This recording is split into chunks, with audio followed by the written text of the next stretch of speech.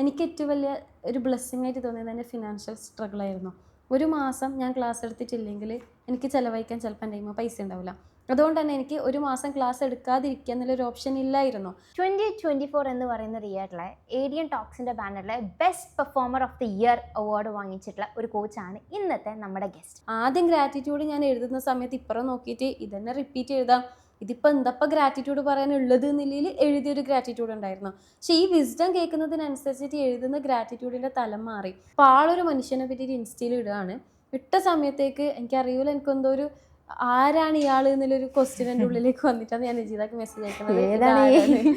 ഏത് ഇയാള്? ഇവൻറ്റിൻ്റെ അന്ന് ഒരാൾ പറഞ്ഞൊരു കാര്യമുണ്ട്, ഒരുപാട് ഉമ്മമാരുടെ പ്രാർത്ഥനക്കുള്ള ഉത്തരാണ് കേട്ടോ ഹുസ്ന എന്നുള്ളത്. അതായത് ഞാൻ ഒരുപാട് ആൾക്കാരുടെ പ്രയറിൻ്റെ ഉത്തരമാണ്, ഒരുപാട് ആൾക്കാർ പ്രാർത്ഥിച്ചിട്ടുണ്ട് നമ്മളെ വിഷമം മാറ്റണം എന്നുള്ളത്, അതിന് പഠിച്ചു തന്നിട്ടുള്ള ഉത്തരാണ് നീ നമുക്ക് എന്നുള്ളത് പറഞ്ഞ സമയത്ത് അതെനിക്ക് ഭയങ്കര ഒരു അത് സന്തോഷം എന്നുള്ളതിനേക്കാളും കൂടുതൽ ഇറ്റ്സ് എ റെസ്പോൺസിബിലിറ്റി. എന്തെങ്കിലും ചെയ്താൽ മാത്രമേ നമ്മൾക്ക് ട്രാൻസ്ഫോർമേഷൻ സംഭവിക്കുകയുള്ളൂ എന്ന് വിചാരിക്കുന്ന ഒരു സൈഡിൽ നിൽക്കുന്നിടത്തുനിന്നും ഈ വിസ്ഡം നമ്മളിൽ ഉണ്ടാക്കുന്ന ഒരു ഇമ്പാക്റ്റിനെ കുറിച്ചുള്ള ഹുസ്നൻ്റെ ഒരു പെർസ്പെക്റ്റീവ് എന്താണ്? അങ്ങനെ ഒരു 2 കുട്ടികളിൽ നിന്ന് തുടങ്ങിയിട്ടുള്ള ഒരു ട്യൂഷന് ഒരു വിത്തിൻ 2 മന്ത് എനിക്കൊരു 100-ലധികം കുട്ടികളിലേക്ക് എനിക്ക് എത്തിപ്പെടാൻ വേണ്ടിയിട്ട് പറ്റി. ഹുസ്ന അതിനൊരു ട്രേഡ് മാർക്ക് ഇങ്ങനെ കൊണ്ടുപോയി വെക്കുന്ന പോലെ വെച്ചിട്ടുണ്ട്. എനിക്ക് മെഴുകുതിരി ആവേണ്ട സൂര്യനായി കത്തി ജ്വലിച്ചാൽ മതി, എൻ്റെ ചുറ്റുള്ള എല്ലാവരിലേക്കും പ്രകാശം കൊടുക്കണം എന്ന് പറയുമ്പോൾ എൻ്റെ തുടങ്ങുന്ന സമയത്ത് ഞാൻ വിചാരിച്ചിട്ടില്ല ഇത് ഇങ്ങനെയൊന്നും ആവുന്നില്ലത്. സീരിയസ്ലി ഞാൻ വിചാരിച്ചിട്ടില്ല. പക്ഷെ തുടങ്ങിയ ഫസ്റ്റ് ബാച്ചിൽ തന്നെ വിത്തിൻ 1 അവർ അല്ല, ഒരു അരമണിക്കൂറിൻ്റെ ഉള്ളിൽ സ്പോട്ട് അഡ്മിഷൻ ഉണ്ടായത്. 300 സംതിങ്ങുള്ള ആൾക്കാർ ഇടിച്ച് കയറിയിട്ട് രജിസ്ട്രേഷൻ ചെയ്തപ്പോഴത്തേക്ക് ഞാൻ ഇവരെന്താ ചെയ്യാന്നുള്ളൊരു കൺഫ്യൂഷനായിരുന്നു എനിക്കുണ്ടായിരുന്നത്. ഒരു ബുക്ക് ബിഗിനേഴ്സിന് സ്പെഷ്യലി സെൽഫ് ഡെവലപ്മെൻറ്റ് ജേർണിയിലേക്ക് തുടങ്ങുന്ന ഭാഗമായിട്ട് ഒരു ബിഗിനേഴ്സിന് ഒരു ബുക്ക് സജസ്റ്റ് ചെയ്യാനുണ്ടെങ്കിൽ what would that book be? കുടുംബസംഗമത്തിനൊക്കെ ക്ലാസ് എടുക്കാൻ നിൽക്കുമ്പോൾ ഞാൻ പോകില്ല, ഞാൻ പറയും ഞാൻ കുടുംബത്തിൻ്റെ മുന്നിൽ ഞാൻ ക്ലാസ് എടുക്കില്ല എന്നറിയും. പക്ഷെ എടുത്തു കഴിഞ്ഞ സമയത്ത് എല്ലാവരും ഭയങ്കര കുഴപ്പമില്ല. Hi everyone, welcome back to yet another episode of our Coaching Insights.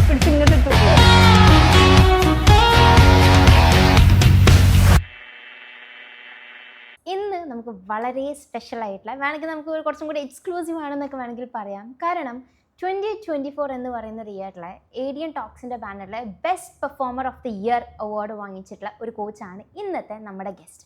അപ്പോൾ ഇത് കേൾക്കുമ്പോൾ തന്നെ ഏകദേശം നിങ്ങൾക്കൊരു ധാരണ കിട്ടിയിട്ടുണ്ടാവും. ഞാൻ ഡെസിഗ്നേഷൻസ് ഒക്കെ പറയുമ്പോൾ mom life coach, life trainer, mind coach എന്നൊക്കെ പറയുമ്പോൾ കുറച്ചും കൂടി കോംപ്ലിക്കേറ്റഡ് ആണ്. ഇതിനെ കുറച്ചും കൂടി സിമ്പിളാക്കി പറയാനാണെങ്കിൽ I can say she is a founder of sky beyond the limit. കിട്ടിയിട്ടുണ്ടാവുമല്ലോ ആരാണെന്ന് ഇനിയിപ്പോൾ ഞാൻ പ്രത്യേകം പറയേണ്ട ആവശ്യമൊന്നുമില്ല. Yes, it's Husna Nasrin. അപ്പം ഹുസ്നൻ്റെ ജേർണി നമ്മൾ പലരും കണ്ടതാണ്. ഒരുപാട് കഥകളും ഒരുപാട് ഇൻസ്പയറിംഗ് ആയിട്ടുള്ള, നമ്മുടെ പലരുടെയും കേരളത്തിലെ പലരുടെയും കണ്ണിലെയും നെഞ്ചിലേക്ക് കയറ്റി വെച്ചിട്ടുള്ള ഒരു വ്യക്തിയും കൂടിയാണ്. So without any further delay let me welcome our beloved coach Husna Nasrin. Husna, welcome to the show. Thank you. So ഹുസ്നൻ്റെ ഒരു ജേർണി കൺസിഡർ ചെയ്ത് നോക്കുകയാണെന്നുണ്ടെങ്കിൽ you have done a lot of things.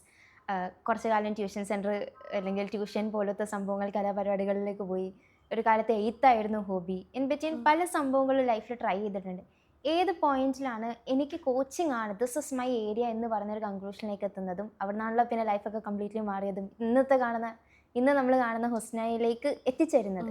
അപ്പോൾ how was that journey for you? ഒന്ന് share ചെയ്യുമോ? Actually first തന്നെ പറയുകയാണെങ്കിൽ ഞാനിങ്ങനെ ഓരോന്ന് ട്രൈ ചെയ്ത് നോക്കി, ഇതെനിക്ക് പറ്റുന്നില്ല, അടുത്തതെടുത്ത് ഇതെനിക്ക് പറ്റുന്നില്ല, അതല്ല, എനിക്കൊന്നും പറ്റാത്തത് എന്ന് തോന്നുന്നൊന്നും ഞാൻ ഇതുവരെ ചെയ്തിട്ടില്ല. ട്രൂലി എനിക്ക് ചെയ്യണമെന്ന് വിചാരിച്ച കാര്യങ്ങളെ ഞാൻ ചെയ്തിട്ടുള്ളൂ. അതുകൊണ്ട് തന്നെ കുറേ കാര്യങ്ങളൊന്നും ഞാൻ ചെയ്തിട്ടില്ല. ചെറുപ്പത്തിലേ ബാലരമി ബാലഭൂമി ഇങ്ങനെ വായിച്ച് വളരും. ഒരു +2 മൊമെന്റിലേക്ക് എത്തുന്ന സമയത്ത് 9ാം ക്ലാസ് മുതൽ ഈ വായന കുറച്ചും കൂടി വന്ന സമയത്തേക്ക് അതിൻ്റെ ഒരു തീവ്രതയിൽ നിന്ന് എഴുതാൻ വേണ്ടിയിട്ട് തുടങ്ങി. പിന്നെ എഴുത്ത് കുറേ പോകുന്നതിനനുസരിച്ചിട്ടും വായന പോകുന്നതിനനുസരിച്ചിട്ടും ഞാൻ ടോട്ടോച്ച എന്ന് പറഞ്ഞൊരു പുസ്തകം വായിച്ചിട്ടുണ്ടായിരുന്നു. അപ്പോൾ അതിലുള്ള ഒരു സ്കൂൾ എന്ന് പറഞ്ഞിട്ടുള്ള സംഭവം ഭയങ്കരമായിട്ട് ഇൻസ്പയർ ചെയ്തിട്ടുണ്ടായിരുന്നു. കാരണം എന്നെപ്പോലെ തന്നെ, അല്ലെങ്കിൽ എല്ലാവരും ഒരേപോലത്തെ ആയിരിക്കുമല്ലോ കുട്ടികൾ ഉണ്ടാവില്ല, ഡിഫറെൻ്റ് ആയിട്ടുള്ള കുട്ടികളായിരിക്കും. തീർച്ചയായിട്ടും. അപ്പം എനിക്കൊക്കെ കുറച്ചും കൂടി അങ്ങനെ തന്നെ ഒരു സാറിനെ കിട്ടിയിട്ടുണ്ടെങ്കിൽ അടിപൊളിയായിരിക്കും എന്ന് തോന്നിയൊരു മൊമെൻറ്റിൽ എന്നെപ്പോലത്തെ കുറേ കുട്ടികൾ ഉണ്ടാകും, അവർക്ക് ഒരു സ്കൂൾ എനിക്ക് ബിൽഡ് ചെയ്ത് കൊടുക്കണം എന്നുള്ളൊരാഗ്രഹം ഉണ്ടായിരുന്നു. ഈ ഒരു ടോട്ടോച്ചാൻ മോഡിൽ ഒരു സ്കൂൾ ബിൽഡ് ചെയ്യണം എന്നുള്ളത്. അപ്പം ആ ഒരു പ്രായത്തിൽ, അതായത് ഒരു ഡിഗ്രി ഒക്കെ കഴിഞ്ഞിരിക്കുന്ന ടൈമിലേക്ക് എനിക്ക് അങ്ങനെ ഒരു സ്കൂൾ ബിൽഡ് ചെയ്യാനൊന്നും പറ്റൂല. അങ്ങനെയല്ല, എനിക്ക് ആഗ്രഹം അതാണെങ്കിൽ എനിക്കത് പറ്റൂല എന്നുള്ളത് എനിക്കറിയാം. പക്ഷെ ഞാൻ അന്നേ പറയുമായിരുന്നു, ഞാനൊരു സ്കൂൾ ക്രിയേറ്റ് ചെയ്യും, ഞാൻ നിങ്ങൾക്ക് എല്ലാവർക്കും കാണിച്ചു തരും എന്താണ് റിയൽ വിദ്യാഭ്യാസം, എന്താണ് ഒരു ടീച്ചർ ആകേണ്ടതെന്ന്. അങ്ങനെ ഒരു എന്താ പറയുക തിരിച്ചൊരു പ്രതിഷേധത്തിൻ്റെ രീതിയിൽ ഞാനിതിങ്ങനെ പറയുമായിരുന്നു. പക്ഷെ പിന്നെ ഒരു കോവിഡൊക്കെ ആയ സമയത്തേക്ക് സ്റ്റക്കായി, ഇനിയിപ്പോൾ ഒന്നും ചെയ്യാനില്ല എന്നുള്ളൊരു പോയിന്റിലും ഫിനാൻഷ്യൽ സ്ട്രഗിൾ വീട്ടിൽ നന്നായിട്ട് കണ്ട സമയത്തും എനിക്ക് ചെയ്യാൻ പറ്റുന്ന എന്താണെന്ന് ചിന്തിച്ചപ്പോൾ എനിക്ക് ചെയ്യാൻ പറ്റുന്ന ഒരു കാര്യമാണ് ടീച്ചിങ്, അല്ലെങ്കിൽ കുട്ടികൾക്ക് ട്യൂഷൻ എടുത്തു കൊടുക്കുക എന്നുള്ളത്.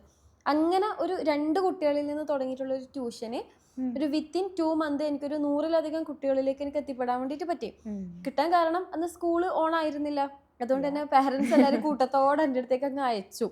അപ്പം അതിനുശേഷം വീണ്ടും എനിക്ക് UAE ഹസ്ബൻഡ് വിളിച്ചു. ആദ്യമായിട്ട് UAE പോയ സമയത്ത് എനിക്ക് ഡെഫിനറ്റ്ലി ഇത് സ്റ്റോപ്പ് ചെയ്യണമല്ലോ. പക്ഷെ ഇത് സ്റ്റോപ്പ് ചെയ്ത സമയത്ത് എനിക്ക് എന്തോ ഒരു മിസ്സിങ് എലമെൻറ്റ്, എനിക്ക് എന്തെങ്കിലും ചെയ്യണമല്ലോ എന്നുള്ളത്. അപ്പോഴും എന്തെങ്കിലും ചെയ്യണം എന്നുള്ളതിനേക്കാളും കൂടുതൽ എനിക്ക് എന്താണ് ചെയ്യാൻ വേണ്ടി പറ്റുക എന്നുള്ളതാണ് ഞാൻ ചിന്തിച്ചുകൊണ്ടിരുന്നത്. പിന്നെ ഞാൻ കുറച്ചും കൂടി പ്രൊഡക്റ്റീവ് ആയിട്ടുള്ള, കുറച്ചും കൂടി നമുക്ക് റീച്ച് ഔട്ട് ചെയ്യാൻ പറ്റുന്ന എന്താണെന്നുള്ളത് ആലോചിച്ച സമയത്തേക്കാണ് എൻ്റെ കയ്യിലൊരു പുസ്തകം ഉണ്ടായിരുന്നു, സീക്രട്ട്, രഹസ്യം എന്നിട്ടുള്ള പുസ്തകം. ഇതിലുള്ള വിസ്ഡംസിനെ വെച്ചിട്ട്, അല്ലെങ്കിൽ അതിലുള്ള അറിവുകൾ നമുക്ക് ബാക്കിയുള്ളവർക്ക് കൊടുക്കാൻ വേണ്ടി പറ്റുന്ന ഒരു ക്ലാസ് ഞാൻ എടുക്കാം എന്നുള്ളൊരു തീരുമാനത്തിൻ്റെ പുറത്താണ് ഞാൻ ആദ്യമായിട്ട് സർട്ടിഫിക്കറ്റ് ഒന്നും ഇല്ലാതെ ഞാനൊരു കോച്ചാകാൻ വേണ്ടിയിട്ട് തീരുമാനം. കോച്ച് എന്നുള്ള വേർഡ് പോലും എനിക്കറിയില്ല. ഞാൻ മോട്ടിവേഷണൽ സ്പീക്കർ എന്നുള്ളതായിരുന്നു ആ ടൈമിൽ പറഞ്ഞിട്ടുണ്ടായിരുന്നത്. ഞാനൊരു ചെറിയ പൈസക്ക് ഞാൻ പറഞ്ഞു, ഞാൻ സർട്ടിഫൈഡ് ഒന്നും അല്ല, പക്ഷെ എൻ്റെ കയ്യിൽ ഈ ഒരു ബുക്ക് ഞാൻ നിങ്ങൾക്ക് പഠിപ്പിച്ച് തരാം, നിങ്ങളുടെ ലൈഫിൽ മാറ്റങ്ങൾ ഉണ്ടാകും എന്ന് പറഞ്ഞിട്ട് ഞാൻ ക്ലാസ് എടുത്ത് തുടങ്ങി. ആ സമയത്ത് എനിക്കൊരു സർട്ടിഫിക്കറ്റ് വേണമല്ലോ. അങ്ങനെയാണ് ഞാൻ ഏഡിയൻ ടോക്സിനെ കണക്ട് ചെയ്യുന്നതും. ഏഡിയൻ ടോക്സിനെ കണക്ട് ചെയ്തതിൻ്റെ സെയിം ടൈമിൽ പാരലായിട്ട് വേറൊരു ഇൻസ്റ്റിറ്റ്യൂട്ടിനെ ഞാൻ കണക്ട് ചെയ്തിട്ടുണ്ടായിരുന്നു. അപ്പം ചെറിയ പേയ്മെൻറ്റിൽ എനിക്കൊരു കോച്ചാകാം എന്നുള്ളത് പറഞ്ഞു. അങ്ങനെ ഞാൻ ഫസ്റ്റ് അത് ചൂസ് ചെയ്തു. പക്ഷെ പിന്നെ എനിക്ക് അങ്ങനെ ചെറിയ പേയ്മെൻറ്റ് എന്നുള്ളതിൻ്റെ അപ്പുറത്തേക്ക് ഇങ്ങോട്ടേക്ക് വലിക്കുന്ന എന്തോ ഒരു സംതിങ് എലമെൻ്റ് കൂടി ഉണ്ടായതുകൊണ്ട് തന്നെ അത് ക്യാൻസൽ ചെയ്തിട്ട് ഇങ്ങോട്ടേക്ക് വന്നു. പിന്നെ എന്തൊക്കെയോ സംഭവിച്ചു. പിന്നെ ഞാനൊന്നും അറിഞ്ഞില്ല, അതങ്ങ് പോയി. ഓക്കെ, ജസ്റ്റ് ക്യൂരിയസ് ആയിട്ട് ചോദിക്കുകയാണ്, നമുക്ക് അറിയാൻ ആഗ്രഹം ഉണ്ടാവുമല്ലോ. അപ്പോൾ വാട്ട് വാസ് ദാറ്റ് എന്തോ ഒരു സംതിങ് എന്നിപ്പോൾ ഇത്രയും വർഷത്തെ, എനിക്ക് തോന്നുന്നൊരു 3 to 4 years ആയിട്ടുണ്ടാവും നമ്മൾ ഈ ഒരു ജേർണിയിൽ. ഇപ്പം പിന്നോട്ട് നോക്കുന്ന സമയത്ത് ആ ഒരു സംതിങ് എലമെൻറ്റ്, എന്തോ ഒരു സംതിങ് എന്ന് പറഞ്ഞില്ല, അതെന്തായിട്ടാണ് ഹസ്നക്ക് ഫീൽ ചെയ്യുന്നത്? ഞാൻ ആദ്യമായിട്ട് ഗൈഡിനെ പറ്റിയിട്ട് അറിയുന്നത് നജീദ എന്ന് പറഞ്ഞിട്ടുള്ള എൻ്റെ ഫ്രണ്ടിൻ്റെ അടുത്ത് നിന്ന്. അന്ന് ആളെൻ്റെ ഫ്രണ്ട് പോലും ആയിരുന്നില്ല, ഇൻസ്റ്റാഗ്രാമിൽ പരസ്പരം ഫോളോ ചെയ്യുന്നത്. അപ്പോൾ ആളൊരു മനുഷ്യനെ പറ്റിയിട്ട് ഇൻസ്റ്റയിൽ ഇടുകയാണ്. ഇട്ട സമയത്തേക്ക് എനിക്കറിയില്ല, എനിക്കെന്തോ ഒരു ആരാണ് ഇയാൾ എന്നുള്ളൊരു ക്വസ്റ്റ്യൻ എൻ്റെ ഉള്ളിലേക്ക് വന്നിട്ടാണ് ഞാൻ നജീദക്ക് മെസ്സേജ് അയക്കുന്നത്, ഏത് ഇയാള്. അപ്പോൾ ഞാൻ നജീദക്ക് മെസ്സേജ് അയക്കുമ്പോൾ നജീദ പറഞ്ഞു, ഹുസ്നാക്കൊക്കെ പറ്റിയൊരു കണക്ട് ചെയ്യാൻ പറ്റുന്ന ഒരാളായിരിക്കും ഒരു. അപ്പോൾ കറക്റ്റ് ആൽക്കെമിസ്റ്റിൻ്റെ ഒരു ഫ്രീ സെഷൻ നടന്നുകൊണ്ടിരിക്കുന്ന ഒരു ടൈമാണ്, ഫസ്റ്റ് ആൽക്കെമിസ്റ്റിൻ്റെത്. ഫ്രീ ആണെന്ന് പറഞ്ഞപ്പോൾ പിന്നെ എന്താ ഒന്ന് ട്രൈ ചെയ്ത് നോക്കാമല്ലോ എന്നുള്ളൊരു മോഡിലേക്ക് ഞാൻ ആ ഫ്രീ സെഷൻ അറ്റൻഡ് ചെയ്യുന്നത്. ആ സെയിം ടൈമാണ് മറ്റേ കോച്ചിങ്ങിൻ്റെ പ്രസംഗ പരിശീലനം കാര്യങ്ങളൊക്കെ ഞാനിങ്ങനെ പ്രാക്ടീസ് ചെയ്തുകൊണ്ടിരിക്കുന്ന ഒരു ടൈമാണ്. അപ്പോൾ ആൽക്കെമിസ്റ്റ് എന്ന് പറഞ്ഞ ബുക്ക് എനിക്ക് ഭയങ്കര കണക്റ്റഡ് ആയിട്ടുള്ളൊരു ബുക്കാണ്. ഞാൻ അതിൻ്റെ അണ്ടർലൈൻ ഇങ്ങനെ എഴുതി എനിക്കൊരു ശീലമുണ്ടായിരുന്നു, ഞാൻ വായിക്കുന്ന പുസ്തകത്തിൻ്റെ ഒക്കെ അണ്ടർലൈൻ ഞാൻ ഇങ്ങനെ എഴുതി വെക്കും. ഇപ്പോൾ കോളേജിലുള്ള ഓൾമോസ്റ്റ് ബുക്സും ഞാൻ 3 yearsനെ കൊണ്ട്, ഓൾമോസ്റ്റ് എന്ന് പറയുന്നത് ഈ നോവൽസ് കാര്യങ്ങൾ കേട്ടോ, ഞാൻ 3 yearsനെ കൊണ്ട് വായിച്ച് തീർന്നിട്ടുണ്ട്. അപ്പോൾ എൻ്റെ ചങ്ങായിമാർക്ക് കറക്റ്റ് തിരിയും ഞാൻ എടുത്ത ബുക്ക് ഏതാണെന്നുള്ളത്, കാരണം ഞാൻ അതിൻ്റെ അണ്ടർലൈൻ ഇങ്ങനെ വരച്ചിട്ടുണ്ടാവും. അപ്പോൾ അവർ ചിലപ്പോൾ പറയും, നമ്മളെന്തായാലും ഇത് ലൈബ്രറിനോട് പറഞ്ഞു കൊടുക്കും, എന്തെന്നാണ് എല്ലാ ബുക്ക് ഇങ്ങനെ വരച്ചിരുന്നത്. പക്ഷെ എനിക്ക് എന്നാലേ എനിക്കൊരു ഫുൾഫിൽമെൻറ്റ് കിട്ടുള്ളൂ. പക്ഷെ കുറച്ച് ലൈൻസേ ഉണ്ടാവുള്ളൂ കേട്ടോ. പക്ഷെ ആൽക്കെമിസ്റ്റ് എന്ന് പറഞ്ഞ പുസ്തകത്തിൽ നിറച്ചും വരിക, കാരണം ഇത് എല്ലാതും എനിക്കിങ്ങനെ കോട്ട് ചെയ്യാനുള്ളത് മാത്രമായി പോകുന്നത്. അപ്പം അത്രയും ഒരു ഇന്നർ കണക്ഷൻ എനിക്ക് ആ ബുക്കുമായിട്ട് ഭയങ്കരമായിട്ട് ഉണ്ടായിരുന്നു. ആ പുസ്തകം എഴുതിയിട്ട് എനിക്കൊരിക്കൽ +2 പഠിക്കുന്ന സമയത്താണെങ്കിലും ഇതുണ്ടായിരുന്നു, റിവ്യൂവിന് എനിക്ക് ഫസ്റ്റ് പ്രൈസ് കിട്ടിയിട്ടുണ്ടായിരുന്നു. റിപ്പീറ്റഡ്ലി ഞാൻ വായിച്ച പുസ്തകമായിരുന്നു. അപ്പോൾ ആ പുസ്തകത്തിൻ്റെ സെഷനാണെന്ന് പറഞ്ഞപ്പോൾ ആ ഒരു ക്യൂരിയോസിറ്റി കൊണ്ട് കയറിയതായിരുന്നു. സ്വാഭാവികം, ആൽക്കെമിസ്റ്റ് ആയതുകൊണ്ട് പ്രത്യേകിച്ച് അതുപോലെ പിടിച്ചതാക്കുന്നൊന്നുമില്ല. അല്ലാതെ അവിടെ ഒരു ട്രാൻസ്ഫോർമേഷൻ എന്ന് പറഞ്ഞ സംഭവമേ ഞാൻ ചിന്തിച്ചിട്ടില്ലായിരുന്നു. ഒരു റീഡറുടെ ഒരു എന്തൂസിയാസം അത്രേ ഉണ്ടായിരുന്നുള്ളൂ. ഓക്കെ, അപ്പോൾ അതിന്ന് ഭയങ്കര കണക്റ്റഡ് ആയപ്പം അതിലെങ്ങനെ ഫ്ലോ ചെയ്യി പിന്നെ അത് ഇവിടെ എത്തി. പക്ഷെ എനിക്ക് ഇപ്പൊ ഷിറി ചോദിച്ചില്ല എന്താണെന്നുള്ളത് ഇപ്പോഴും എനിക്ക് അറിയൂല. ഇപ്പൊ ചിലപ്പോൾ എനിക്ക് അറിയായിരിക്കും, പക്ഷെ അന്ന് എന്ത് ഫ്യൂവലാണ് ഞാൻ ഇങ്ങോട്ടേക്ക് ജോയിൻ ചെയ്തതെന്നുള്ളത് ഇപ്പോഴും എനിക്കറിയില്ല. കാരണം GCTPന്റെ സമയത്താണെങ്കിൽ എല്ലാവരും ഗൈഡ് എന്നിട്ട് ഭയങ്കര സംഭവിക്കുമ്പോൾ എണീച്ചിരിക്കുമ്പോൾ ഞാൻ വിചാരിക്കും എല്ലാവരും എണീച്ചിരിക്കുന്നോണ്ട് ഞാനും എണീച്ചിരിക്കാം, എല്ലാവരും ഗൈഡ് വരുന്നുണ്ട് എന്നൊക്കെ പറയുമ്പോൾ എനിക്കൊന്നും തോന്നിയിട്ടില്ല. ഞാൻ വിചാരിച്ചു ഇവരെന്തൊന്നും ഈ കളിക്കുന്നു എന്നുള്ളൊരു ഫീലാണ്. പക്ഷേ ഞാനും വിചാരിച്ചത് ഞാനൊരു ട്രെയിനറായിട്ടുണ്ടെങ്കിൽ എനിക്ക് മൂപ്പര് ഗൈഡ് ടോക്കിൽ സംസാരിക്കുന്ന പോലെ കുറേ കാര്യങ്ങൾ സംസാരിക്കാൻ വേണ്ടി പറ്റുമെന്നൊക്കെയാണ് ചിന്തിച്ചത്. പക്ഷെ ഇപ്പം എനിക്ക് അന്ന് എന്തുകൊണ്ടാണെന്ന് അറിയില്ലെങ്കിലും ഇപ്പം എനിക്ക് ഇന്ന് എന്തുകൊണ്ടാണ് നിൽക്കുന്നതെന്നുള്ളത് എനിക്കറിയാം. പെർഫെക്റ്റ്. ഫസ്റ്റ് ഇപ്പോൾ പറഞ്ഞ പല കാര്യങ്ങളും നോക്കുന്ന സമയത്ത് ആദ്യം പറഞ്ഞു ഫൈനാൻഷ്യലി ഭയങ്കര സ്ട്രഗിൾ ഉള്ള സമയത്ത് തന്നെ എനിക്ക് എന്തെങ്കിലുമൊക്കെ ചെയ്യണം എന്നുള്ളൊരു സംഭവം. ഇവർ സംസാരിക്കുന്നത് പോലെ എനിക്കും സംസാരിക്കാൻ പറ്റുമല്ലോ എന്ന് കരുതിയിട്ടാണ് ഞാൻ അതാക്കിയത്. അപ്പം നോക്കുന്ന സമയത്ത് it was all external factors that attracted you. Externally പിന്നെ ഓൾറെഡി ഹുസ്ന ഭയങ്കര ഇൻട്രസ്റ്റഡ് ആയിട്ട് ആൽക്കമിസ്റ്റിൽ പിടിച്ചു നിൽക്കുന്നതുകൊണ്ട് ആ ഒരു ഫാക്ടർ ഭയങ്കരമായിട്ട് ഇൻഫ്ലുവൻസ് ചെയ്തു എന്ന് പറഞ്ഞു. ആ എക്സ്റ്റേണൽ ഫാക്ടേഴ്സിൽ നിന്നും what was that core point? നമുക്ക് എല്ലാവർക്കും ഉണ്ടാവുമല്ലോ, ഈ ആന്തരികമായിട്ടുള്ള കാര്യത്തിനപ്പുറത്ത് നമ്മളെ നയിക്കുന്ന എന്തോ ഒരു ഫാക്ടർ ഉണ്ട് എന്നുള്ളത് ബോധ്യപ്പെടുന്ന ഒരു മൊമെൻറ്റ് ഉണ്ടാവുമല്ലോ. ആ പോയിന്റ് എന്തായിരുന്നു? അതിലേക്കുള്ള ഹുസ്നയുടെ ഒരു യാത്ര എങ്ങനെയായിരുന്നു? ഒന്നാമത് എനിക്ക് ചെറുപ്പത്തിൽ ഞാനൊരു സീക്കറാണെന്നുള്ളത് എനിക്ക് തോന്നിയിട്ടുണ്ട്. എനിക്കിങ്ങനെ ഓരോന്നിനെ പറ്റിയിട്ട് അറിയാം, ബിഹൈൻഡിലുള്ള കുറേ കാര്യങ്ങൾ അറിയാം. ഇങ്ങനെ ഒരു സീക്കിംഗ് മൈൻഡ് സെറ്റ് ചെറുപ്പത്തിൽ എവിടെയൊക്കെ ഉണ്ടായിരുന്നു. ഇനി ഇവിടെ വരുന്ന സമയത്താണെങ്കിലും എല്ലാവരോടും ഫസ്റ്റ് GCTPയിൽ ഷിറിൻ ചോദിച്ചൊരു ക്വസ്റ്റ്യൻ, നിങ്ങൾ എന്തിനും ഇങ്ങോട്ടേക്ക് വന്നത്? അപ്പോൾ ഓരോരാൾ സെർവ് ചെയ്യാൻ വിസ്ഡം കൊടുക്കാനെന്നൊക്കെ പറഞ്ഞപ്പോൾ ഞാൻ പറഞ്ഞത് എനിക്ക് കുറേ പൈസ ഉണ്ടാക്കണം, അതിനെനിക്കൊരു സർട്ടിഫിക്കറ്റ് വേണം. ആ പൈസ എനിക്ക് ബാക്കിയുള്ളവരെ സെർവ് ചെയ്യാൻ എനിക്കിഷ്ടം. അറിവ് സെർവ് ചെയ്യാൻ വേണ്ടി പറ്റുന്നുള്ളത് എനിക്ക് അറിയില്ലായിരുന്നു. വിസ്ഡത്തിന് ഹീലിംഗ് പവർ ഉണ്ടെന്നുള്ളത് എനിക്ക് അറിയില്ലായിരുന്നു. ഞാൻ ഫേസ് ചെയ്ത സ്ട്രഗിൾ ഫിനാൻഷ്യൽ സ്ട്രഗിൾ ആയതുകൊണ്ട് തന്നെ എനിക്കത് ബാക്കിയുള്ളവർക്ക് കൊടുത്ത് സഹായിക്കാൻ, എനിക്ക് ഗ്രോ ചെയ്യാനുള്ളൊരു പ്ലാറ്റ്ഫോം അത്രമാത്രമേ ഞാൻ മീൻ ചെയ്തിട്ടുണ്ടായിരുന്നുള്ളൂ.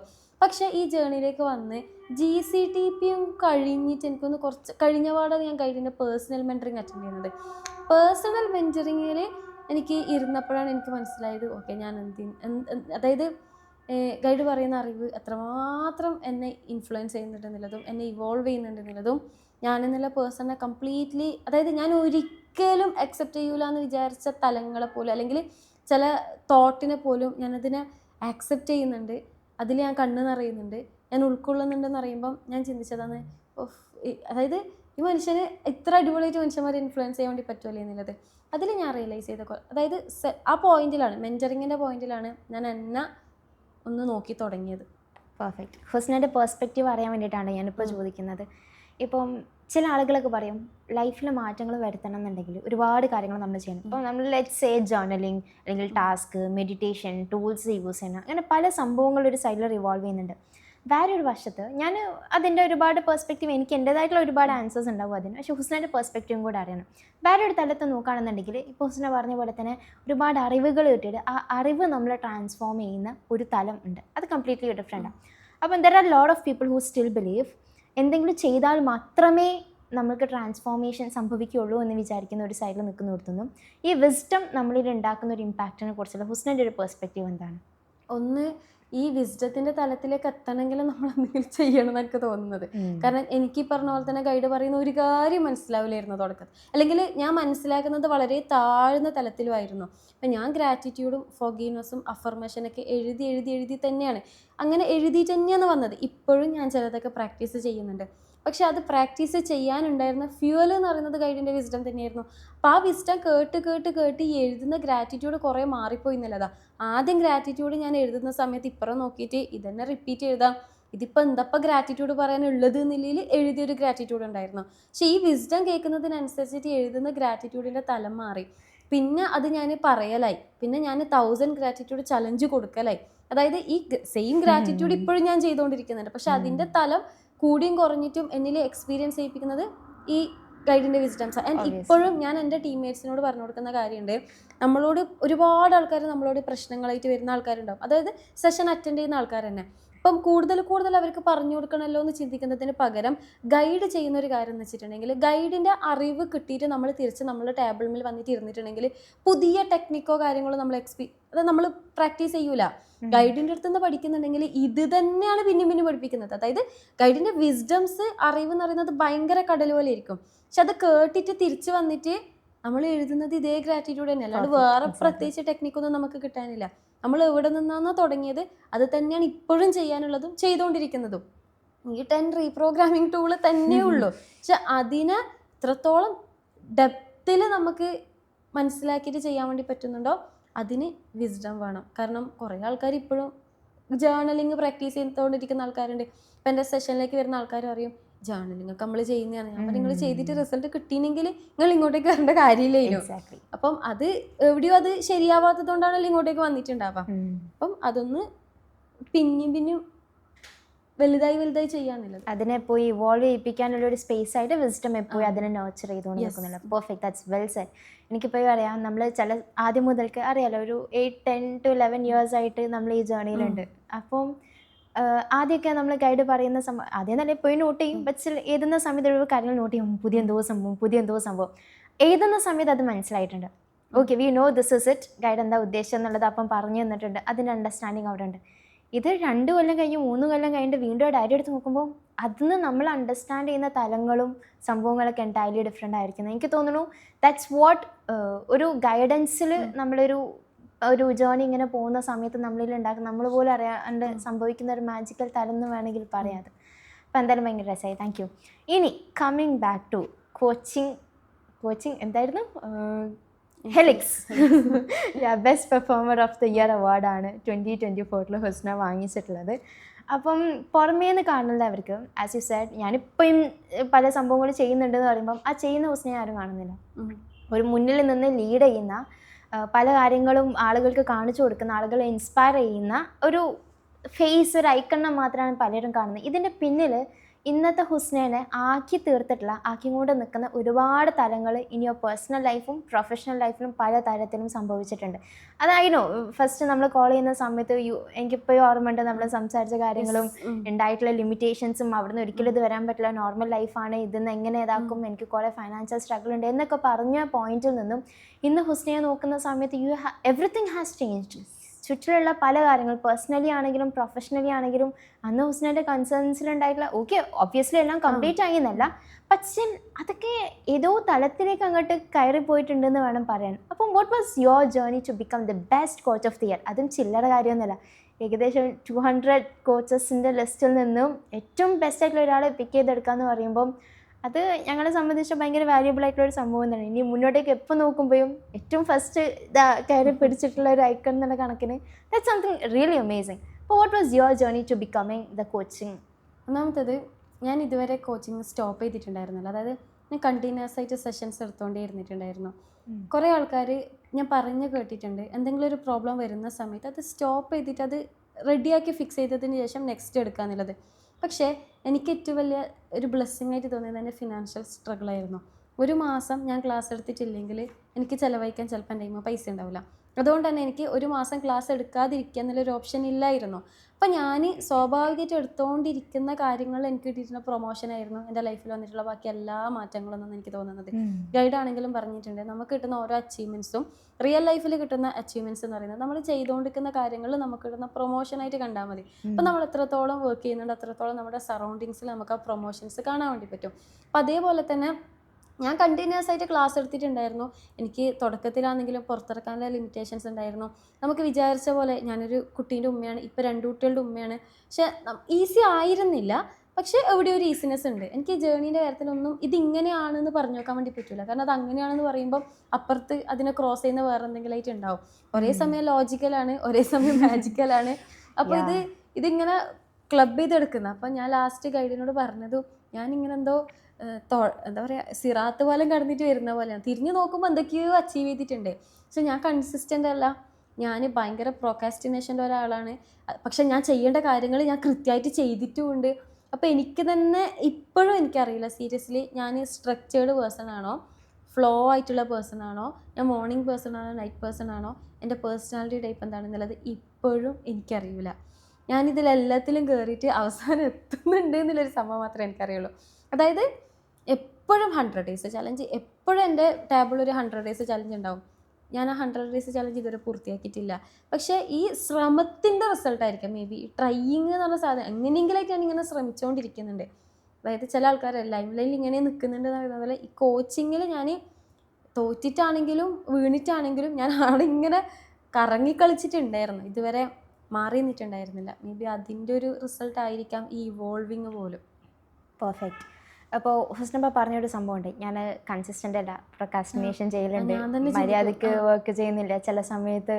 എക്സ്ട്രീംനെസ്, അതായത് ഞാൻ ചെയ്യുന്ന കാര്യം പക്കാ ഈ പറഞ്ഞ പോലെ തന്നെ എൻ്റെ ഡെലിവറി ടൈമിൽ പോലും എനിക്ക് ക്ലാസ് എടുക്കാണ്ടിരിക്കാൻ പറ്റാത്തൊരു സിറ്റുവേഷൻ. അതായത് എനിക്കത് ചെയ്യാണ്ടിരിക്കുമ്പോൾ ഭയങ്കര മിസ്സിങ്. പക്ഷെ ചില കാര്യങ്ങൾ ഞാൻ ഒരിക്കലും ചെയ്യൂല എന്ന് പറഞ്ഞ മാതിരിയുള്ളൊരു സംഭവം.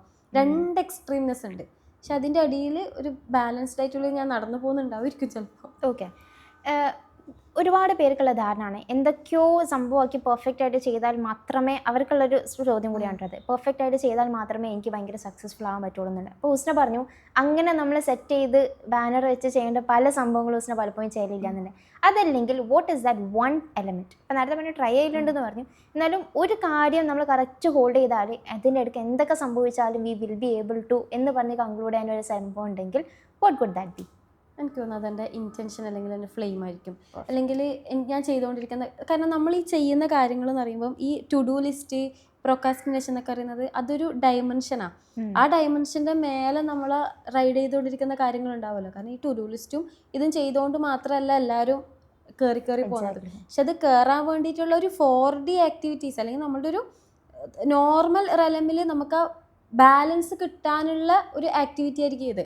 പക്ഷെ ചിലപ്പോൾ നമ്മൾ അറിയാതെ അത് ചെയ്യാണ്ട് തന്നെ എനിക്ക് തോന്നുന്നു ഞാൻ എവിടെയൊക്കെയോ ഈ ബാലൻസിലേക്ക് കയറി പോയിട്ടുണ്ടാവാം. അതുകൊണ്ടായിരിക്കാം ആ റിസൾട്ട് കിട്ടുന്നത്. അതായത് സൈക്കിള് പലർക്ക് പല രീതിയിൽ പഠിക്കാം. അപ്പം ഞാൻ താഴെ നിന്ന് ഇതിങ്ങനെ പഠിക്കണമല്ലോ എന്ന് വിചാരിച്ചിട്ട് എൻ്റെ ലോജിക്കിനെ മീറ്റ് ചെയ്യാൻ വേണ്ടിയിട്ട് ഞാൻ എന്തൊക്കെയോ ചെയ്യുന്നുണ്ട്. പക്ഷെ അത് ചെയ്യാണ്ട് തന്നെ ക്രിയേറ്ററിൻ്റെ ഗ്രേസ് കൊണ്ടാണെന്നാന്ന് എനിക്കറിയില്ല. പക്ഷെ മേലെ നിന്നുള്ള കാര്യങ്ങൾ കൂടി അൺകോൺഷ്യസ് ലെവലിൽ മേ ബി എന്നിൽ സംഭവിക്കുന്നുണ്ടാവാം. പെർഫെക്റ്റ്. ഹുസ്നയുടെ ഒരു ജേർണി കൺസിഡർ ചെയ്ത് നോക്കുകയാണെന്നുണ്ടെങ്കിൽ നേരത്തെ പറഞ്ഞു കോച്ച് ആവണം എന്നുള്ളതൊരു പോയിന്റിൽ തീരുമാനിച്ചു, അല്ലെങ്കിൽ അതിലെത്തിപ്പെട്ടു. അതിന്ന് മമാസ് കിങ്ഡം എന്ന് പറഞ്ഞൊരു സംഭവത്തിലേക്ക് ഭയങ്കര ഇപ്പം എന്താ പറയുക, ഒരുപാട് ഉമ്മമാരുണ്ട് അല്ലെങ്കിൽ ഒരുപാട് girls out there, ladies out there. Husna പലപ്പോഴും പറയുന്ന പോലെ തന്നെ എന്തൊക്കെയോ കാര്യങ്ങൾ വേണം, പക്ഷേ എല്ലാത്തിനും they are forced to step out of things that they need അല്ലേ. അവർക്ക് വേണ്ട സംഭവങ്ങൾ പോലും ചെയ്യാൻ പറ്റാതെ നിൽക്കുന്ന പോയിന്റിൽ നിന്നും എനിക്ക് തോന്നുന്നു ഹുസ്ന അതിനൊരു ട്രേഡ് മാർക്ക് ഇങ്ങനെ കൊണ്ടുപോയി വെക്കുന്ന പോലെ വെച്ചിട്ടുണ്ട്. എനിക്ക് മെഴുകുതിരി ആവേണ്ട, സൂര്യനായി കത്തി ജ്വലിച്ചാൽ മതി, എൻ്റെ ചുറ്റുള്ള എല്ലാവരിലേക്കും പ്രകാശം കൊടുക്കണം എന്ന് പറയുമ്പം ദാറ്റ് വാസ് വെരി, എനിക്ക് തോന്നുന്നു അതൊരു പോയിന്റിൽ ഭയങ്കരമായിട്ട് ആളുകളുടെ ഉള്ളിലേക്ക് കയറുകയും അതിനനുസരിച്ചിട്ട് കുറേ ആൾക്കാർ അതാണ് നിങ്ങളുടെ അടുത്തേക്ക് എത്തിച്ചത് എന്നുള്ളത്. ആ ഒരു ലൈൻ ഉണ്ടല്ലോ, മെഴുകുതിരി ആവണ്ട സൂര്യനായാൽ മതി എന്നുള്ളത്, അതാണ് എത്തിച്ചത് എന്നുള്ളത് ഇപ്പോഴും കേൾക്കലുണ്ട് കേട്ടോ. ബ്യൂട്ടിഫുൾ. അത് അത്രയും ഇമ്പാക്റ്റ് ഉണ്ടാക്കിയുള്ള ഒരു സംഭവം തന്നെയാണ്. ഇപ്പോൾ എനിക്ക് തോന്നുന്നു ഹുസ്നയിലേക്ക് പലരും വരുന്നത് തന്നെ അതിന്നൊരു ദർ ഇസ് ഹോപ്പ് എന്നുള്ളതിനപ്പുറത്തേക്ക് അത് പലർക്കും ഉത്തരമാണെന്ന് ഞാൻ മനസ്സിലാക്കുന്നത്. ഞാൻ എന്തിനാണ് ഒരു ലൈഫോടെ മെഴുകുതിരി പോലെ ഇതാക്കുന്നതെന്ന് പറയുമ്പോൾ അതിനൊരു പെർസ്പെക്റ്റീവ് ചേഞ്ചാണ്. മെഴുകുതിരിയല്ല, സൂര്യനാവേണ്ടവരാണ് ഓരോ സ്ത്രീയും ഓരോ ഉമ്മയും എന്ന് പറയുമ്പം അത് ഭയങ്കര ഒരു, എനിക്ക് തോന്നുന്നു റെവല്യൂഷൻ തന്നെയാണ് ആ ഒരു 2 സ്റ്റേറ്റ്മെൻറ്റിലൂടെ ക്രിയേറ്റ് ചെയ്ത് വെച്ചിട്ടുള്ളത്. അപ്പം ഐ നോ ഒരു പോയിന്റിൽ it's your journey that brought you to that line. പക്ഷെ അതിനപ്പുറത്തേക്ക് ഇവർക്ക് വേണ്ടിയിട്ട് തന്നെയാണ് ഞാൻ കോച്ചിങ് അല്ലെങ്കിൽ ഇങ്ങനെ ഒരു സംഭവം പ്രൊവൈഡ് ചെയ്യുന്നത് എന്നുള്ളൊരു കൺക്ലൂഷനിലേക്ക് എത്തുന്ന ഒരു ജേർണി ഉണ്ടാവുമല്ലോ എല്ലാവർക്കും. അതായത് വാട്ട് ഇസ് മൈ നിഷ് അല്ലെങ്കിൽ what is my core area of working എന്ന് പറയുന്നൊരു സംഭവം. അപ്പം when it comes to this coaching journey, ഹുസ്നയെ ആ ഒരു പോയിന്റിലേക്ക് അത്തരത്തിലൊരു കൺക്ലൂഷനിലേക്ക് എത്തിച്ചത് എന്താണ്? ഓർ ഇത് കൺക്ലൂഷൻ എന്ന് നമുക്ക് ഇപ്പം വിളിക്കാൻ പറ്റുമോ? അതാണ് ഒരു ചോദ്യം. അതിൽ ഞാൻ ഈ ജോഷ് ടോക്സിൻ്റെ ആ ഒരു വീഡിയോയിൽ ഞാൻ എൻ്റെ പല ജേർണീസും ഞാൻ അതിൽ പറഞ്ഞിട്ടുണ്ടെങ്കിലും ഈ പറഞ്ഞ പോലെ തന്നെ എൻ്റെ അവിടെ എന്നെ ഒരു യുണീക്ക് ആക്കിയിട്ടുള്ളൊരു സാധനം എൻ്റെ പാരൻറ്റിങ്ങിൻ്റെ ഒരു ത്രെഡായിരുന്നു. അതിനുശേഷം ഒരുപാട് ആൾക്കാർ പറഞ്ഞിട്ടുണ്ടായിരുന്നു ഹുസ്നാനപ്പോൾ, അതായത് ഞാൻ എന്നുള്ള ഒരു ഉമ്മാനെ കണ്ടിട്ട്, അതായത് ഞാൻ പറയുന്ന ക്ലാസ് അറ്റൻഡ് ചെയ്തിട്ടില്ല, എൻ്റെ വിസ്ഡംസ് അങ്ങനത്തെ ഒരു കാര്യങ്ങളും ഇല്ല, പക്ഷേ ഒരു ഉമ്മയായിട്ട് നീ ചെയ്തുകൊണ്ടിരിക്കുന്ന കാര്യങ്ങൾ ഇൻസ്പയർ ചെയ്തിട്ടുണ്ട് എന്ന് പറഞ്ഞിട്ട് അതെന്താണെന്ന് അറിയാൻ വേണ്ടിയിട്ട് വന്നിട്ടുള്ള ഒരുപാട് ആൾക്കാരുണ്ടായിരുന്നു. അവരും പറയും പാരൻറ്റിങ്ങിൻ്റെ കോച്ചിങ് കൊടുത്തൂടെ എന്ന് പറയുമ്പോൾ എനിക്കൊരു പാരൻ്റൽ കോച്ച് ആകണ്ടെന്നുള്ളതായിരുന്നു ഞാൻ തീരുമാനിച്ചത്. ഐ ഡോണ്ട് നോ വൈ, പക്ഷെ എനിക്കത് വേണ്ടാന്ന് തീരുമാനിച്ചിട്ട് ഒരിക്കൽ ഞാനൊരു പാരൻറ്റിങ് സെഷൻ വെച്ചു. എനിക്ക് സെറ്റാവുന്നില്ല എന്നിലൊക്കെ മാറ്റി വെച്ചു. പക്ഷേ ഞാൻ എൻ്റെ 2 ഫ്രണ്ട്സ് ഉണ്ടായിരുന്നു കോച്ചസ് ആയിട്ട്, നജീദ ആൻഡ് റൈസ. നമ്മളെല്ലാ പ്രാവശ്യവും എല്ലാ ദിവസവും 1 മണിക്കൂർ നമ്മളിരിക്കും. പക്ഷേ ഈ 1 മണിക്കൂറിൽ അവർക്ക് ഏറ്റവും കൂടുതൽ കേൾക്കാൻ എൻ്റെ കരച്ചിലായിരിക്കും. അതായത് എനിക്ക് ചെയ്യാൻ പറ്റാത്തതും എൻ്റെ 2 ബുക്ക്, അതും എൻ്റെ സെക്കൻഡ് ഡെലിവറി കഴിഞ്ഞ പാടാണ്. നന്നായിട്ട് സ്ട്രഗിൾ ചെയ്തിട്ടുണ്ടായിരുന്നു ഒരു സൈഡിൽ കേട്ടോ. കംപ്ലീറ്റ് എൻ്റെ ലൈഫ് സ്ട്രഗിളിങ്ങിലായിരുന്നു എന്നില്ല, അതല്ല ഒരു വേർഷൻ, അതായത് എൻ്റെ ഒരു പുതിയൊരു വേർഷൻ നന്നായിട്ട് സ്ട്രഗിൾ ചെയ്ത ഒരു പോയിന്റിൽ ഞാൻ ഇങ്ങനെ ഇവരെ വിളിച്ചിട്ട് ഇങ്ങനെ സങ്കടം പറയും, എനിക്ക് നിങ്ങളെ പോലെ ഒന്നും ചെയ്യാൻ വേണ്ടി പറ്റുന്നില്ല. നമുക്ക് ഓരോരുത്തർക്കും ഓരോരോ പ്രശ്നമായിരുന്നു കേട്ടോ. അവിടെ രജിതാനെ സംബന്ധിച്ചിടത്തോളം ആൾക്ക് ടൈം കൂടിയതിൻ്റെ പ്രശ്നമാണ്. ആൾക്ക് കുട്ടികളില്ല, അപ്പം ഈ ടൈം ഞാൻ പ്രൊഡക്റ്റീവായിട്ട് ഉപയോഗിക്കുന്നില്ല എന്നുള്ള റിഗ്രറ്റ് ആയിരുന്നെങ്കിൽ എനിക്ക് ഒരു മിനിറ്റ് ഒന്ന് എന്തെങ്കിലും ചെയ്യാൻ കിട്ടിയിട്ടുണ്ടെങ്കിൽ, കാരണം എനിക്ക് ഫുൾ ടൈം 2 കുട്ടികളുണ്ട്. അപ്പം ഇങ്ങനെയൊക്കെ നടക്കുന്നു. അപ്പം നമ്മുടെ പെയിന് നമ്മുടെ പർപ്പസ് ഉണ്ടാകുമെന്ന് പറയുന്നത് പോലെ കുറേ ഇങ്ങനെ എക്സ്പീരിയൻസ് ചെയ്തിട്ടുണ്ടായിരുന്നു. പാരൻറ്റിങ്ങിലുള്ള കുറേ കാര്യങ്ങൾ ഇങ്ങനെ ചലഞ്ച് ചെയ്ത് ഈവൻ മമാസ് കിങ്ഡത്തിലേക്ക് അതുകൊണ്ട് എത്തണം എന്നുള്ളൊരു തീരുമാനത്തിൽ എത്തിയതുമല്ല. എന്തോ ഒരു പോയിന്റിൽ എൻ്റെ ഇന്നർ ചൈൽഡ് ഹീലിംഗ് കഴിഞ്ഞ സമയത്ത് പിറ്റേന്നത്തെ ദിവസം മനസ്സിലേക്ക് വന്നതുപോലെ അല്ല, എൻ്റെ ഒരു ഫ്രണ്ട് റൈസ എന്നോട് സജസ്റ്റ് ചെയ്തു, സ്നേഹ മദേഴ്സിനെ എംപവർ ചെയ്തൂടെ. അപ്പം എനിക്ക് തോന്നി ഓക്കെ ഞാൻ എന്തുകൊണ്ട് ഇത് ചെയ്യാത്തത്, കാരണം എന്നിലുള്ളതല്ല ഞാൻ കൊടുക്കേണ്ടത്. എന്നിലുള്ള കാര്യം എന്ന് പറയുന്നത് ആസ് എ മദർ എനിക്ക് സക്സസ്ഫുൾ ആകാൻ വേണ്ടിയിട്ട് പറ്റിയിട്ടുണ്ട്. അത് ഈ പറഞ്ഞ പോലെ എല്ലാം ഈസി ആയതിനെ കൊണ്ടൊന്നല്ല, ഞാൻ ആക്കിയെടുത്തിട്ടുള്ള കുറേ കാര്യങ്ങളുണ്ട്. അപ്പം നമ്മളെല്ലാവരും പറയും സിറ്റുവേഷൻസ് ഇല്ല അങ്ങനെ ഇങ്ങനെയല്ല, അതില്ല എന്ന് ഞാൻ പറയുന്നില്ല. പക്ഷെ അത് ആ സിറ്റുവേഷൻസിൽ ഇരുന്നു കൊണ്ട് ഞാൻ എന്തൊക്കെ ചെയ്താലും എനിക്ക് കയറി വരാൻ വേണ്ടി പറ്റുന്നില്ല. അതിൻ്റെ എല്ലാ കാര്യങ്ങളും പരീക്ഷിച്ചിട്ട് കയറി വന്നിട്ടുള്ള ഒരാൾ ഞാൻ. അത് ഒന്നിനെയും വെറുപ്പിച്ചുകൊണ്ടോ ഒന്നിനെയും വേണ്ടാന്ന് വെച്ചിട്ടോ ഒരാളുടെയും കൺസിഡർ ചെയ്യാണ്ടോ ഒന്നുമല്ല. എൻ്റെ ഹസ്ബൻഡ്, എൻ്റെ മക്കൾ, എൻ്റെ ഫാമിലി എല്ലാം ബാലൻസ് ചെയ്തുകൊണ്ട് തന്നെ ഞാൻ ഇതിൽ നിന്നും അതായത് കയറി ഒരു പൂവിങ്ങനെ വരൂലേ, അതുപോലെയാണ് ഞാൻ എൻ്റെ ജേണിയിലേക്ക് വന്നിട്ടുള്ളത്. അതെനിക്ക് കൊടുക്കാൻ വേണ്ടിയിട്ട് പറ്റുമെന്നുള്ളത് എനിക്ക് ഉറപ്പായിരുന്നു. അങ്ങനെയാണ് മമാസ് കിങ്ഡം തുടങ്ങുന്നത്. എൻ്റെ തുടങ്ങുന്ന സമയത്ത് ഞാൻ വിചാരിച്ചിട്ടില്ല ഇതിങ്ങനെയൊന്നും ആവുന്നില്ലത്. സീരിയസ്ലി ഞാൻ വിചാരിച്ചിട്ടില്ല. പക്ഷെ തുടങ്ങിയ ഫസ്റ്റ് ബാച്ചിൽ തന്നെ വിത്തിൻ 1 hour അല്ല, ഒരു അരമണിക്കൂറിൻ്റെ ഉള്ളിൽ സ്പോട്ട് അഡ്മിഷൻ ഉണ്ടായത്. 300 സംതിങ്ങോളം ആൾക്കാർ ഇങ്ങനെ ഇടിച്ച് കയറിയിട്ട് രജിസ്ട്രേഷൻ ചെയ്തപ്പോഴത്തേക്ക് ഞാൻ ഇവരെന്താ ചെയ്യാന്നുള്ളൊരു കൺഫ്യൂഷനായിരുന്നു എനിക്കുണ്ടായിരുന്നത്. എനിക്കൊന്നും അറിയില്ലായിരുന്നു. അപ്പോഴും എനിക്ക് ഇവർക്ക് എന്താ കൊടുക്കേണ്ടതെന്ന് അറിയില്ലായിരുന്നു. പക്ഷേ റിസൾട്ട് സ്പീക്ക് ചെയ്യാന്ന് പറയുന്നത് പോലെ അത് എനിക്കൊരു ട്രേഡ് മാർക്ക് തരിക ചെയ്തത്. കാരണം അവർക്കുണ്ടായിരുന്ന റിസൾട്ട് നമ്മൾ തന്നെ കൺട്രോൾ ചെയ്യും. ഇതിൽ മാമാസ് കിങ്ഡത്തിൽ വന്നിട്ടുള്ള റിസൾട്ട് തന്നെയാണെന്ന് തോന്നുന്ന വിധത്തിലേക്കുള്ള ഹൈപ്പറായിട്ടുള്ള അത്ര അടിപൊളിയായിട്ടുള്ള റിസൾട്ട് ഫീഡ്ബാക്ക്സ് നമുക്ക് കിട്ടിയ സമയത്തേക്ക് യെസ് ഇറ്റ് ഈസ് എന്ന് പറഞ്ഞിട്ടുള്ളൊരു സാധനം ഉണ്ടല്ലോ, അത് നമുക്ക് വന്നു. പക്ഷെ അപ്പോഴും ഞാൻ എൻ്റെ മാമാസ് കിങ്ഡത്തിലുള്ള പാർട്ടിസിപ്പൻസിനോട് പറയുന്ന കാര്യമുണ്ട്, എനിക്കുള്ള കൺസേൺസ് പാരൻസ് അല്ല. ഇപ്പോഴും എനിക്ക് ഉറപ്പാണ് എൻ്റെ കൺസേൺസ് പാരൻസ് അല്ല. എനിക്ക് ബാക്ക് ടു സ്കൂളിലേക്ക് എനിക്ക് തിരിച്ചു പോകണം. അതിനെനിക്ക് പാരൻസിനെ കൺവിൻസ് ചെയ്യണം. അതായത് എനിക്ക് ഇപ്പോഴും കുട്ടികൾ എന്ന് പറഞ്ഞൊരു സാധനം ഉണ്ടല്ലോ, ആ ഒരു ഹീൽഡ് ആയിട്ടുള്ള ട്രോമാസ് ഇല്ലാത്ത ഒരു ജനറേഷനെ ബിൽഡ് ചെയ്യാനുള്ള കുട്ടികളിലേക്കാണ് എൻ്റെ കണ്ണു പോകുന്നത്. കുട്ടികളെ മാത്രമായിട്ട് എനിക്ക് കിട്ടിയിട്ട് കാര്യമില്ലല്ലോ, ഒരു ഉമ്മമാരെയും കൂടി കിട്ടണ്ടേ. എൻ്റെ ഫസ്റ്റ് സ്റ്റെപ്പായിട്ട് എനിക്കിത് തോന്നുന്നുള്ളൂ. ഇപ്പോഴും എനിക്കത് അങ്ങനെ തോന്നുന്നുള്ളൂ. നോക്കാം ഇതെങ്ങോട്ടേക്ക് എത്തുന്നില്ല കാര്യത്തിൽ ഞാനും ഭയങ്കര വണ്ടറ. കാരണം മമാസ് കിങ്ഡം തുടങ്ങിയ സമയത്ത് ഇതൊരു നോർമൽ ട്രെയിനിങ് ആയിരിക്കും എന്ന് വിചാരിച്ചത്. പക്ഷെ അത് കഴിഞ്ഞപ്പോഴത്തേക്ക് നമുക്ക് മമാസ് സ്റ്റോക്ക് വന്നു. അത് നാച്ചുറലി വന്നതാണ്. അപ്പം ഒരുപാട് സക്സസ്ഫുൾ ആയിട്ടുള്ള മദേഴ്സ് അതിൽ സംസാരിക്കാൻ വേണ്ടി തുടങ്ങി. ഇപ്പോൾ മാമാ സ്റ്റോർ വരുന്നുണ്ട്. മാമാ സ്റ്റോർ വരികയാണെങ്കിൽ ഇതിലുള്ള ആൾക്കാർക്കൊക്കെ ജോബ് ഓഫർ കിട്ടുന്ന വിധത്തിലേക്കുള്ള പുതിയൊരു പദ്ധതി. ഇപ്പോൾ നമ്മളൊരു ക്യാമ്പയിൻ സ്റ്റാർട്ട് ചെയ്തിട്ടുണ്ട്. സ്കൂളുകളിൽ ഓരോ സ്കൂളിലും, അതായത് എല്ലാവരും കൂട്ടിയിട്ട് ഒരുമിച്ചിട്ടല്ല, ഓരോ സ്കൂളിലും പാരൻസിന് ബോത്ത് മദറിനും ഫാദറിനും ഒരു 3 days online workshop, emotional balancing, parenting and relationship, അങ്ങനെ ഒരു 100 സ്കൂളിന് വേണ്ടിയിട്ടുള്ള ഒരു ക്യാമ്പയിൻ സ്റ്റാർട്ട് ചെയ്തിട്ടുണ്ട്. ഹീലിംഗ് നെസ്റ്റ് എന്നിട്ട് അതായത് ഒക്കെ ഇതിങ്ങനെ ക്ലബ് ചെയ്ത് ഇതിങ്ങനെ പോകുന്ന സമയത്ത് ഇങ്ങനെ നോക്കി നിൽക്കുന്നത് ഇത് എങ്ങോട്ടേക്കായി നദി ഇങ്ങനെ ഒഴുകി പോകുന്നത് എന്നുള്ളത്. ആൻഡ് ഇവിടുത്തെ വിഷയം എന്ന് പറയുന്നത് ലോകത്ത് ഓരോ വീട്ടിലും ഒരു ഒന്ന് മതി. നമുക്കങ്ങനെ അത്യാഗ്രഹമൊന്നുമില്ല. കാരണം ഒരാളുണ്ടെങ്കിൽ തന്നെ സംഭവം സെറ്റാവും, ആ വീട് സെറ്റാവും നമുക്ക് ഉറപ്പാണ്. ഒരു മാമാസ് കിങ്ഡം ഈ വേൾഡിലുള്ള ഓരോ വീട്ടിലുള്ള ഒരു ഉമ്മാക്കും ഉണ്ടാവണം എന്നുള്ളതാണ്. ആൻഡ് എനിക്ക് ചില സമയത്ത് നമ്മൾ ഏതെങ്കിലും നിസ്കരിക്കാൻ വേണ്ടിയിട്ട് പള്ളിയിലേക്കൊക്കെ യാത്രയിലൊക്കെ കയറിയിട്ടുണ്ടെങ്കിൽ ചിലപ്പോൾ അവിടെ നിന്ന് ഏതെങ്കിലും ഒരാൾ ഓക്കെ ഞാൻ മാമാസിലുണ്ട് കേട്ടോ, അല്ലെങ്കിൽ കലോത്സവത്തിന് പോകുന്ന സമയത്ത് ഞാൻ മാമാസിലുള്ള ആളാണ് കേട്ടോ, ഫംഗ്ഷന് പോകുന്ന സമയത്ത്, കല്യാണത്തിന് പോകുന്ന സമയത്ത്, നമ്മളുടെ ഷോപ്പിങ്ങിന് പോകുന്ന സമയത്ത് സ്നേഹ മാമാസിലുണ്ട് കേട്ടോ ഇന്ന ബാച്ചാണെന്നൊക്കെ പറയുമ്പോൾ ഓക്കെ ഈ ലോകത്ത് ഓൾറെഡി ഇവരൊക്കെ അങ്ങ് സ്പ്രെഡായോ എന്ന് തോന്നിപ്പോകുന്ന വിധത്തിലുള്ള ഇൻഡിക്കേഷൻസും കൂടി കിട്ടുമ്പോൾ ലൈഫ് ഈസ് സോ ബ്യൂട്ടിഫുൾ. അതിൻ്റെ കൂടെ അവരുടെ മാത്രമല്ല ഇറ്റ്സ് ഇവൺ മോർ സ്പെഷ്യൽ അല്ലേ. ഹുസ്ന ഇപ്പം നിൽക്കുന്ന ആക്ച്വലി ഒരു പോയിന്റ് എന്ന് പറയുന്നത് ഒരു 5 വർഷം മുന്നേ ഉള്ള അല്ലെങ്കിൽ ഒരു 10 വർഷം മുന്നേ ഉള്ള പോട്ടെ ഒരു 7-8 കിട്ടാം നമുക്ക്. ആ ഹുസ്നക്ക് അറിയായിരുന്നു ഇങ്ങനെ ഒരു ഫേസിലേക്ക് അല്ലെങ്കിൽ ഇങ്ങനെ എന്തെങ്കിലുമൊക്കെ ആയി തീരണം എന്ന് പറയുന്ന ഒരു സ്പാർക്ക് ഉണ്ടായിരുന്നു. പക്ഷെ ഞാൻ എന്തെങ്കിലും ആവുമെന്ന് എനിക്ക് ഉറപ്പായിരുന്നു. കാരണം 7ാം ക്ലാസ്സിൽ പഠിക്കുമ്പോൾ ഞാൻ പറഞ്ഞില്ലേ എൻ്റെ അനിയന് ചിന്മയ സ്കൂളാണ് പഠിച്ചത്. അപ്പോൾ ചിന്മയ സ്കൂളിൻ്റെ ബ്രാൻഡിങ് അറിയാം. ഇന്ത്യയിൽ തന്നെ കുറേ സംസ്ഥാനങ്ങളിൽ ചിന്മയ സ്കൂളുണ്ട്. അപ്പോൾ ഞാൻ അതുപോലെ തന്നെ ഒരു സ്കൂൾ എനിക്ക് ബിൽഡ് ചെയ്യണം, എന്നിട്ട് എന്നെ ഒരുപാട് ആൾക്കാർ ഇൻ്റർവ്യൂ ചെയ്യണം. അന്ന് സോഷ്യൽ മീഡിയനെ പറ്റിയിട്ടൊന്നും അറിയില്ല. അപ്പോൾ പത്രങ്ങളിൽ ഫോട്ടോ വരണം, ഫീച്ചേഴ്സ് വരണം എന്നുള്ളതൊക്കെ ഞാനിങ്ങനെ അന്നേ ഡ്രീം കണ്ടിട്ടുണ്ടായിരുന്നു. പക്ഷേ ഇങ്ങനൊരു സംഭവം ഞാൻ എക്സ്പെക്റ്റ് ചെയ്തിട്ടില്ല. ഈവൻ ഞാൻ 2019 എഴുതിയിട്ടുള്ളൊരു ഡ്രീം എന്ന് പറയുന്നത് എനിക്കൊരു 30,000 രൂപ സാലറി കിട്ടണം എന്നുള്ളതാണ്. പക്ഷെ ഇന്ന് എനിക്കതിനേക്കാളും എനിക്ക് അൽഹംദുലില്ലാ അത് ഞാൻ എൻ്റെ എന്തോ ആക്കിയിട്ട് ഞാൻ പറയുന്നതല്ല. പക്ഷെ നമ്മളൊരു ഇൻറ്റൻഷൻ്റെ പവറായിരിക്കാം maybe, I don't know why എന്നുള്ളത് ഞാൻ പറയുന്നില്ല. പക്ഷെ അത് എത്രയോ ഇവോൾവ് ചെയ്ത് എന്നുള്ളതാണ്. എന്തോ ഒരു കാരണം കൊണ്ട് വല്ലാതെ ഇവോൾവ് ആയിപ്പോയി. പക്ഷെ പണ്ട് ഇങ്ങനെ തന്നെ ചിലപ്പോൾ ഞാൻ എൻ്റെ കല്യാണം കഴിഞ്ഞപാട് ദുബായിലേക്ക് ഹസ്ബൻഡ് കൊണ്ടുപോയ സമയത്ത് ജീവാകൻ കാണിച്ചതിന് മൂപ്പറ എൻ്റെ ഡ്രീം കാറാണ്. ഞാൻ പറഞ്ഞു നിങ്ങൾ മേടിക്കണ്ടേ, ഞാൻ വാങ്ങി തന്നോളാം. അതൊരു കുന്തും എൻ്റെ അടുത്ത് ഉണ്ടായിട്ടില്ല. പക്ഷെ ഇപ്പോഴും ഞാനത് വാങ്ങിക്കൊടുക്കുന്നുള്ളൊരു വിശ്വാസം എനിക്കുണ്ട്. എങ്ങനെയാണെന്ന് എനിക്കറിയില്ല, പക്ഷെ ഞാനത് വാങ്ങിക്കൊടുക്കും. Maybe one day very soon അതിലേക്കൊക്കെ എത്തട്ടെ. ഹുസ്ന ഒരുപാട് ജേർണി പറഞ്ഞു, ഒരുപാട് ലൈക്ക് നല്ല സക്സസ്ഫുൾ മൊമെൻറ്റ്സും അതിലുള്ള പല കാര്യങ്ങളും ഇപ്പോൾ പറഞ്ഞു പോയി. ഇതിലേക്ക് ബീങ് എ കോച്ച് അത് എത്രത്തോളം ഈ ജേർണിയിലേക്കൊക്കെ ഫ്യൂൽ ചെയ്തിട്ടുണ്ട് എന്നുള്ളതൊന്ന് ഹൗ ഡു യു തിങ്ക്? ഓരോരോ ആൾക്കാരുടെയും കഥകൾ കേൾക്കുന്ന സമയത്താണ് നമ്മൾ എത്രമാത്രം ബ്ലെസ്ഡ് ആണ് എന്നുള്ളത് ഫീൽ ചെയ്യുന്നത്. ഒന്ന് ആ ഒരു പെർസ്പെക്റ്റീവിൽ നോക്കുകയാണെങ്കിൽ, കാരണം അവരുടെ കഥകൾ, അവരുടെ ലൈഫ് സ്റ്റോറീസൊക്കെ കേൾക്കുന്ന സമയത്ത് അൽഹംദുലില്ലാ എനിക്കൊന്നും പരാതി പറയാനൊന്നും ഇല്ലല്ലോ എന്ന് തോന്നും. പിന്നെ അതിൻ്റെയൊക്കെ അപ്പുറത്തേക്ക് ഇനി പ്രശ്നങ്ങളൊക്കെ ഉണ്ടായാലും സാരമില്ല അവർ പറയുന്നത്. കാരണം ഓരോ ദിവസവും എഴുന്നേൽക്കുന്ന സമയത്ത് മാം എന്ന് പറഞ്ഞിട്ട് എന്തെങ്കിലും ടാഗ് ചെയ്തിട്ടുള്ള മെസ്സേജ് ആണ്, ഇന്നത് കിട്ടിയിട്ടോ, നിങ്ങൾ പ്രാർത്ഥനയിലുണ്ട് കേട്ടോ.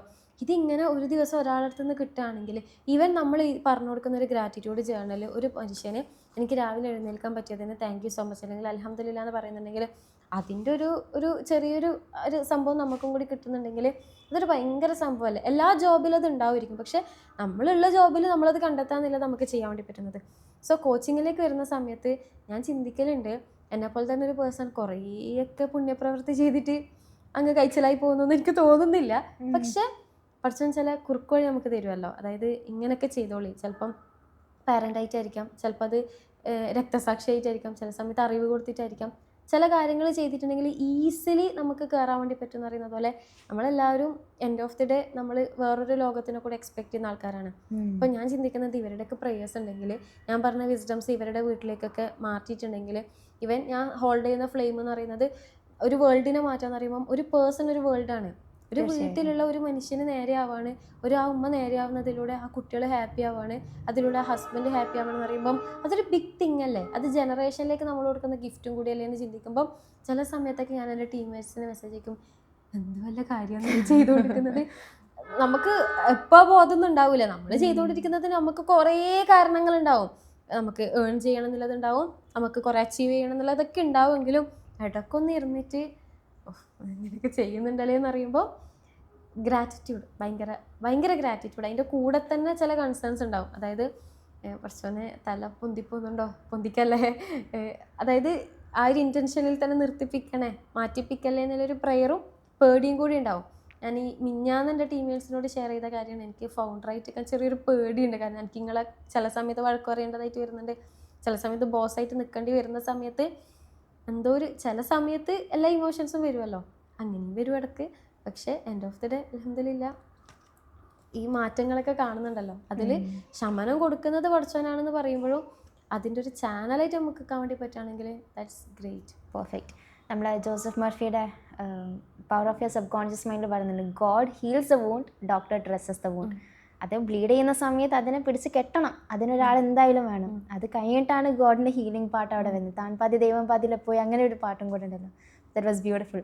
ഇനി coming back to your Instagram journey, അത് എനിക്കറിയാം, എനിക്ക് തോന്നുന്നു നമ്മൾ കണക്ട് ചെയ്യുന്ന സമയത്ത് ഇങ്ങനെ ബഡ്ഡിങ് പീരീഡ് ആയിരുന്നു. അത് കഴിഞ്ഞിട്ട് you have grown a lot. അപ്പോൾ ഇപ്പം നോക്കുന്ന സമയത്ത് അവിടെ ഒരു സൈഡിൽ വളർന്നു പോകുന്നുണ്ടെങ്കിലും പലരും പറയുന്നുണ്ട്, ഇപ്പം especially there are lot of ഹുസ്നക്ക് അറിയാമെന്നറിയില്ല, ഹുസ്നത്താനെ കണ്ടിട്ട് എനിക്ക് ഇതുപോലെ ഒരു കോച്ച് ആവണമെന്ന് സ്വപ്നം കാണുന്ന ആഗ്രഹിക്കുന്ന കുറേ പേരുണ്ട് അവിടെ. അപ്പം അങ്ങനെ നോക്കുന്ന സമയത്ത് എല്ലാവരും മുന്നിൽ കണ്ടുകൊണ്ട് നിൽക്കുന്ന ഒരു ചലഞ്ച് എന്നുള്ളത് അവർക്ക് ഫീൽ ചെയ്യുന്നത് കേട്ടോ. ഞാൻ പലരും പറഞ്ഞു കേട്ടിട്ടുണ്ട്, നമുക്കൊന്നും സോഷ്യൽ മീഡിയയിൽ ഇത്ര ഫോളോവേഴ്സ് ഒന്നുമില്ല, അപ്പോൾ ഇതൊക്കെ പറ്റുമോ എന്ന് പറയുന്നൊരു കൺസേൺ പറയുന്നുണ്ട്. But I have heard you telling social media മാത്രമല്ല ഇതിൻ്റെ ഒരു സംഭവം എന്നുള്ളതും പലപ്പോഴായിട്ട് ഹുസ്ന പറഞ്ഞു കേട്ടിട്ടുണ്ട്. അപ്പം how is your that strategy of building opportunity? Strategy എന്ന് പറയാൻ പറ്റില്ല, അല്ലെങ്കിൽ കീ, അല്ലെങ്കിൽ ആ റൂട്ട് ഓപ്പർച്യൂണിറ്റീസ് ബിൽഡ് ചെയ്യുക എന്ന് പറയുന്ന ഒരു സംഭവത്തിലേക്കുള്ള ഹുസ്ന കോറായിട്ട് എപ്പോഴും ചെയ്തുകൊണ്ട് നിൽക്കുന്ന കാര്യം എന്തൊക്കെയാണ്? ഒന്നാമത്തെ കാര്യം, നമ്മൾ സോഷ്യൽ മീഡിയ അതിനെ തള്ളിക്കളയുന്നൊന്നുമില്ല, പക്ഷെ സോഷ്യൽ മീഡിയ ഉണ്ടായ സമയത്ത് എനിക്ക് ആൾക്കാർ വരാത്ത സമയം ഉണ്ടായിട്ടുണ്ട്. ഞാൻ ലോ ഫേസിൽ നിന്ന സമയത്തും എൻ്റെ ഇൻറ്റൻഷൻ മാറിപ്പോയ സമയത്തും ഞാൻ ഡിസ്ട്രാക്റ്റഡ് ആയ സമയത്തും എനിക്ക് 0 ക്ലയൻസ് വന്നിട്ടുള്ള മാസങ്ങൾ ഉണ്ടായിട്ടുണ്ട്. അവിടെ നിന്ന് വീണ്ടും ഞാനൊരിക്കൽ സിയാസിനെയായിരുന്നു കണക്ട് ചെയ്തിട്ടുണ്ടായിരുന്നത്. സിയാസിനെ കണക്ട് ചെയ്തു, ഞാൻ വീണ്ടും ഒന്ന് അലൈൻഡായി, ഞാനൊന്ന് ഇൻറ്റൻഷനിലേക്ക് ഒന്ന് സെറ്റായ സമയത്ത് അതായത് 0-ൽ നിന്ന സമയത്ത് ഇങ്ങനെ കുറഞ്ഞു വന്ന് ലാസ്റ്റ് 0-ലായി ടീമേഴ്സിനൊക്കെ പിരിച്ചു വിട്ടു. അതിന് കഴിഞ്ഞിട്ട് സിയാസിനെ കണക്ട് ചെയ്ത്, അപ്പോൾ സിയാസായിട്ട് ഒന്ന് സംസാരിച്ച് സെറ്റായി, ആദ്യം ഒന്ന് പവറൊക്കെ ഒന്ന് കയറി ആ ഒരു ഇൻറ്റൻഷനിലും പ്യൂരിറ്റിയിലൊക്കെ നിന്നിട്ട് അഗെയിൻ വീണ്ടും വർക്ക് ചെയ്ത സമയത്തേക്ക് അത്രയും വർഷം അല്ലെങ്കിൽ അത്രയും മാസം ഉണ്ടാക്കിയതിനേക്കാൾ കൂടുതൽ ഏർണിങ്സ് വെരി നെക്സ്റ്റ് മന്ത് എനിക്ക് ഉണ്ടാക്കാൻ വേണ്ടി പറ്റി. സോഷ്യൽ മീഡിയയിൽ പ്രത്യേകിച്ച് ഗ്രോത്ത് ഒന്നും ഉണ്ടായിട്ടില്ല. ഞാൻ അന്നും സ്റ്റോറി ഇട്ടിട്ടുണ്ടായിരുന്നു, അതിൻ്റെ പിറ്റേന്നത്തെ മാസം സ്റ്റോറി ഇട്ടതൊക്കെ സെയിം ആയിരുന്നു. പക്ഷേ നമ്മളുടെ എന്തോ ഒരു സ്പാർക്ക് അല്ലെങ്കിൽ നമ്മളുടെ ഉള്ളിലുള്ളൊരു ഫീൽ എന്ന് അറിയില്ലുണ്ടല്ലോ, അതിൻ്റെ ഇൻറ്റൻസിറ്റിക്ക് അനുസരിച്ചിട്ടായിരിക്കും നമുക്ക് ഈ ക്ലോസിങ് എന്നുള്ളത് എനിക്ക് പലപ്പോഴും ഫീൽ ചെയ്തിട്ടുള്ളത്. ഇവൻ ഗൈഡ് പോലും പറയലുണ്ട്, നിങ്ങളുടെ സ്കില്ലിനേക്കാളും മേലെ നിൽക്കുന്ന ഒരു കാര്യമാണ് നിങ്ങളുടെ ഇൻറ്റൻഷനിൽ നിന്നിട്ട് വർക്ക് ചെയ്യുന്ന സമയത്താണ് നമുക്ക് കൂടുതൽ റിസൾട്ട് കിട്ടാന്നുള്ളത്. ഇവൻ എൻ്റെ ടീംമേറ്റ്സും പറഞ്ഞിട്ടുണ്ട്.